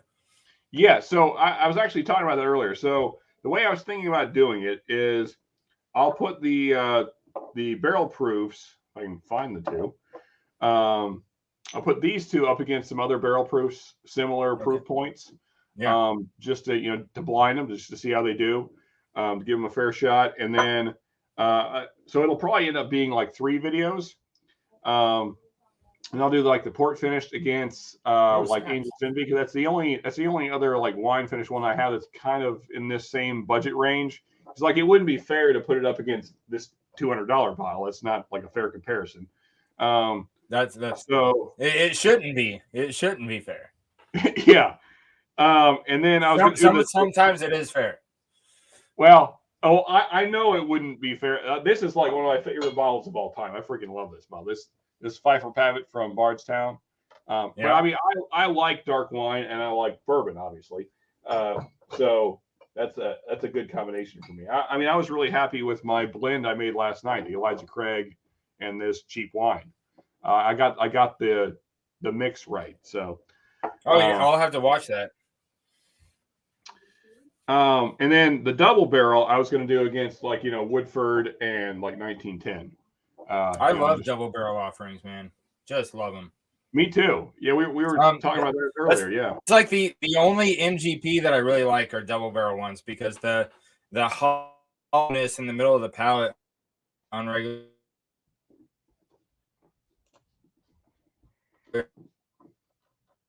MGPs. Mark, I hate to tell you, buddy, but we're only getting like we're only getting like every other word, unfortunately. And you're completely frozen. Hope you're hearing us. I can hear you, man. It's just I'm cutting out. I'm gonna jump, man. That way you can get back to your thing instead of watching me doing the robot over here. Hey, that's all right, man. I hope you get things fixed up there so we can have you more often. Yeah, because I usually just film in here. My internet, my desk with my internet is in the family room. You know, where I'm hooked straight to the modem. I'm out in my man cave, man. This is where all my army gear is and all my bourbon. And the kids aren't allowed in here. That's fair. Yeah, actually, you're coming through clear again, so something cleared up. I don't know what you did. Course. Whatever you did when you pointed at the screen, that seemed to fix it. I didn't do shit. Either way. Man. All right. Well, hey, cheers, brother. Yeah, and cheers to you as well. And guys, again, check out Northwest Bourbon. Mark doing great stuff over there. We'll see you, buddy. Appreciate you. All right, I'll talk to you later, brother.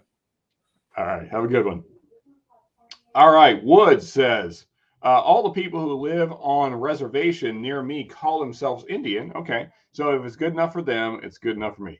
Yeah, that's probably, the thing is like, I mean, I don't want to get deep into the weeds here, but like when what used to be the Washington Redskins just became the Washington football team, if you watch the people that were complaining about it, it was mainly just like white soccer moms. I didn't see a whole lot of indigenous people complaining or rioting or protesting about the Washington Redskins and their name. It's funny how the world works.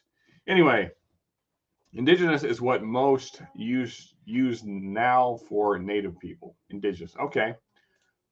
That's another name potentially attached to them. Urban legends, monsters, and such. I guess I missed something. You're California. Of course, I am behind in chat, so I probably just forgot what you were talking about. Yo, Northwest. Yes. Okay. A quick check on Yellowtail's website says it's only 30 days in Australian whiskey. Okay, so that would explain why there's like no barrel presence at all, because it's only 30 days.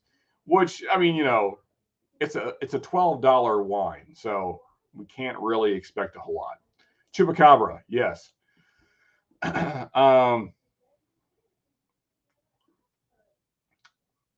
Mongolin. I don't know what that word is. I don't know if I've ever even seen that word. Mogulin, monster. We have all the stuff. Lost Dutchman. Okay, let's see here. All kinds of government and UFO activity in Sedona. I have seen it, and when I have seen it when I was there. Oh, okay, cool. Cohen, did you ever watch the Phoenix Lights documentary? Okay, yeah, that is just one incident in Arizona. Right, abduction in Stone Lake, Arizona. Sedona is strange, but the Superstition Mountains are weirder. Okay. Got froze with a funny face. Yeah, poor Mark. I'm hoping that he can get his internet fixed up so we can have him on lives more often. Well, my brother works for a reservation out here. They use native. Okay, there you go. Let's see here. He is just one of many. Okay, still talking UFOs. Gotcha. And then Mogian. Okay, fair enough. So guys, real quick before we close, I was going to close down about 1. Any ideas? Any ideas for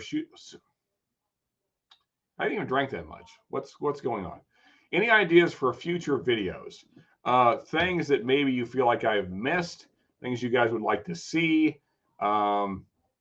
We've talked about a lot of stuff that's coming up, but another thing that I potentially want to do in the future is something like a barrel proof bracket. I was thinking maybe like June, July. We'll see time frame how that works out, because I have about 18 to 20 different barrel proofs. So I thought a bracket of those would be fun. I don't think I would be doing more than a 4-way, certainly not 5 or 6-way blinds of barrel proofs. That gets a little dicey. Can't really pick out good notes after 5 or 6 sips. So we'll figure out that going forward, and if that's something you guys are interested in, if that sounds like something that would be fun. So so just to name off some, so I got Doc Swenson's, Starlight, Nulu, Old Elk, 1792 barrel proof. Of course, I'm going to leave the Elijah Craigs out and the Larcenies because those are batched and they vary too much. So it doesn't seem fair. Plus, they would probably just win everything. But things that are more standard, so Knob Creeks, let's see, Maker's Mark 46 cast, Standard Makers cast, of course, JD barrel proofs, Russell's single barrels, and those are not quite cast strength, but they're getting up there. So things like that. Those were things I was thinking about throwing in that. So not necessarily all barrel proofs, but all higher proof stuff. Might even throw the Bakers in there. That's 107. So if that's something you guys are interested in, let me know if that's sounds like fun times. That's something we could definitely do. When does Whiskey Encore come on? I think 1. I'm guessing 1 o'clock is when they come on. Yeah, I was going to head out just a little bit before they start up, so that way we can all get over there and support Cheech. Again, winners tonight, although potentially tentative. Bourbon Rendezvous, first place. That means you get 3 free samples of your choosing. So hopefully, Rendezvous, you see this in the future. Of course, I will contact you on Patreon. So no problem there. And then, of course, Mark from Northwest Bourbon got second place. He's getting 2 samples of his choosing. Thank you to everybody that did enter into the bracket thing. And hopefully in the future brackets, we can make things more easy to understand, easier to follow, so that way more people will enter and we can have more people competing. There we go. Sugar Kitty posted the link. Thank you very much. One of the best mods in all of the YouTubes. Thank you, Sugar Kitty. You've been amazing tonight, as always. I think it will be hilarious if Miss Whiskey picks some whiskeys for a blind. Okay.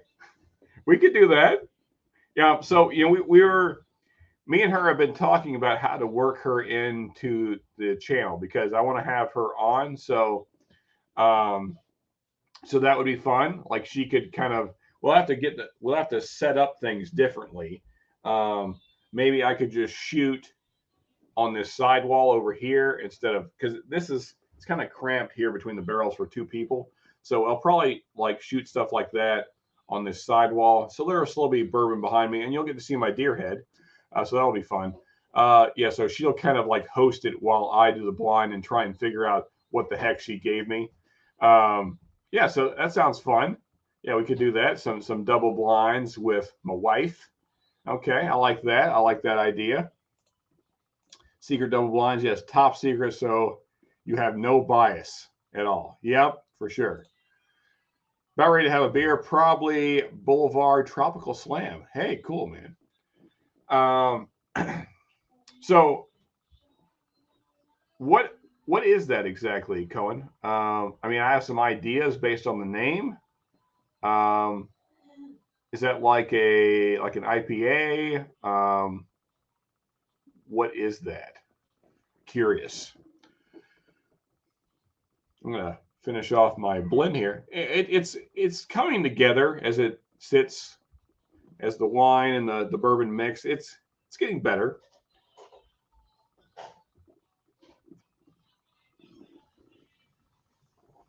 Yeah, not bad. Not as good as the Elijah Craig barrel proof mix I made last night, but still not too bad.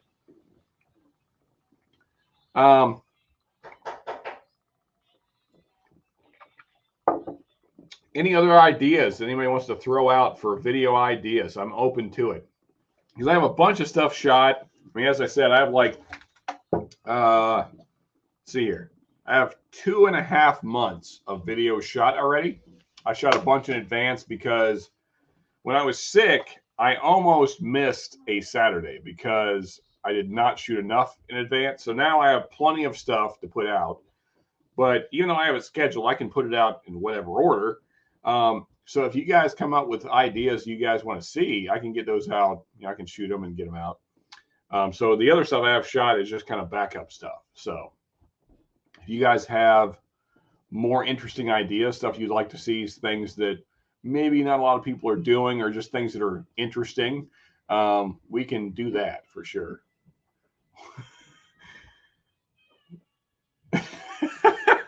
Let's highlight that. Wine and bourbon should not mix. Next thing you know, Sean will be driving a minivan. Yeah, probably not. Right now, I drive a Ford Expedition, and it has an exhaust leak, so it's loud as hell. So, I mean, I guess that's kind of in the same realm as minivans, but not really. It's basically a truck. It's just a truck that doesn't have an open bed, essentially. And, it's not kind to the environment. There's nothing about it that, all are. I'm sad about that. I wish I got better gas mileage. I really do. It has a lot of room. It's very comfortable. Got very nice leather seats, but it's also, weighs like 10,000 pounds or something insane.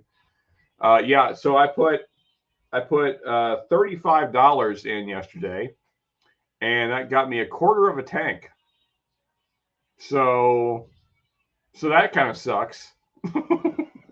And I'm about halfway through that quarter of a tank already. So, and I haven't even drove that much. I've drove maybe a half hour total since I filled up, and yeah, down to basically 1/8 of a tank, $35, halfway gone. Anyway, it's a tropical. Oh, okay. Hazy light sour with agave, orange, and pineapple, low ABV, and super easy to drink, about 4%. Very cool. Very cool. Well, guys, I think I'm going to go ahead and wrap up. Everyone head over to Cheech over at Whiskey Encore. I will probably pop in there for a few. I don't want to be up super late tonight, but I will probably pop over there. So, guys, thank you. Thank you for the ideas. Thank you for hanging out. Thank you for all those that participated in the March Madness. Appreciate it. And until next time, folks, I will raise my glass that has just a bit in it there. Cheers to you guys, and good night.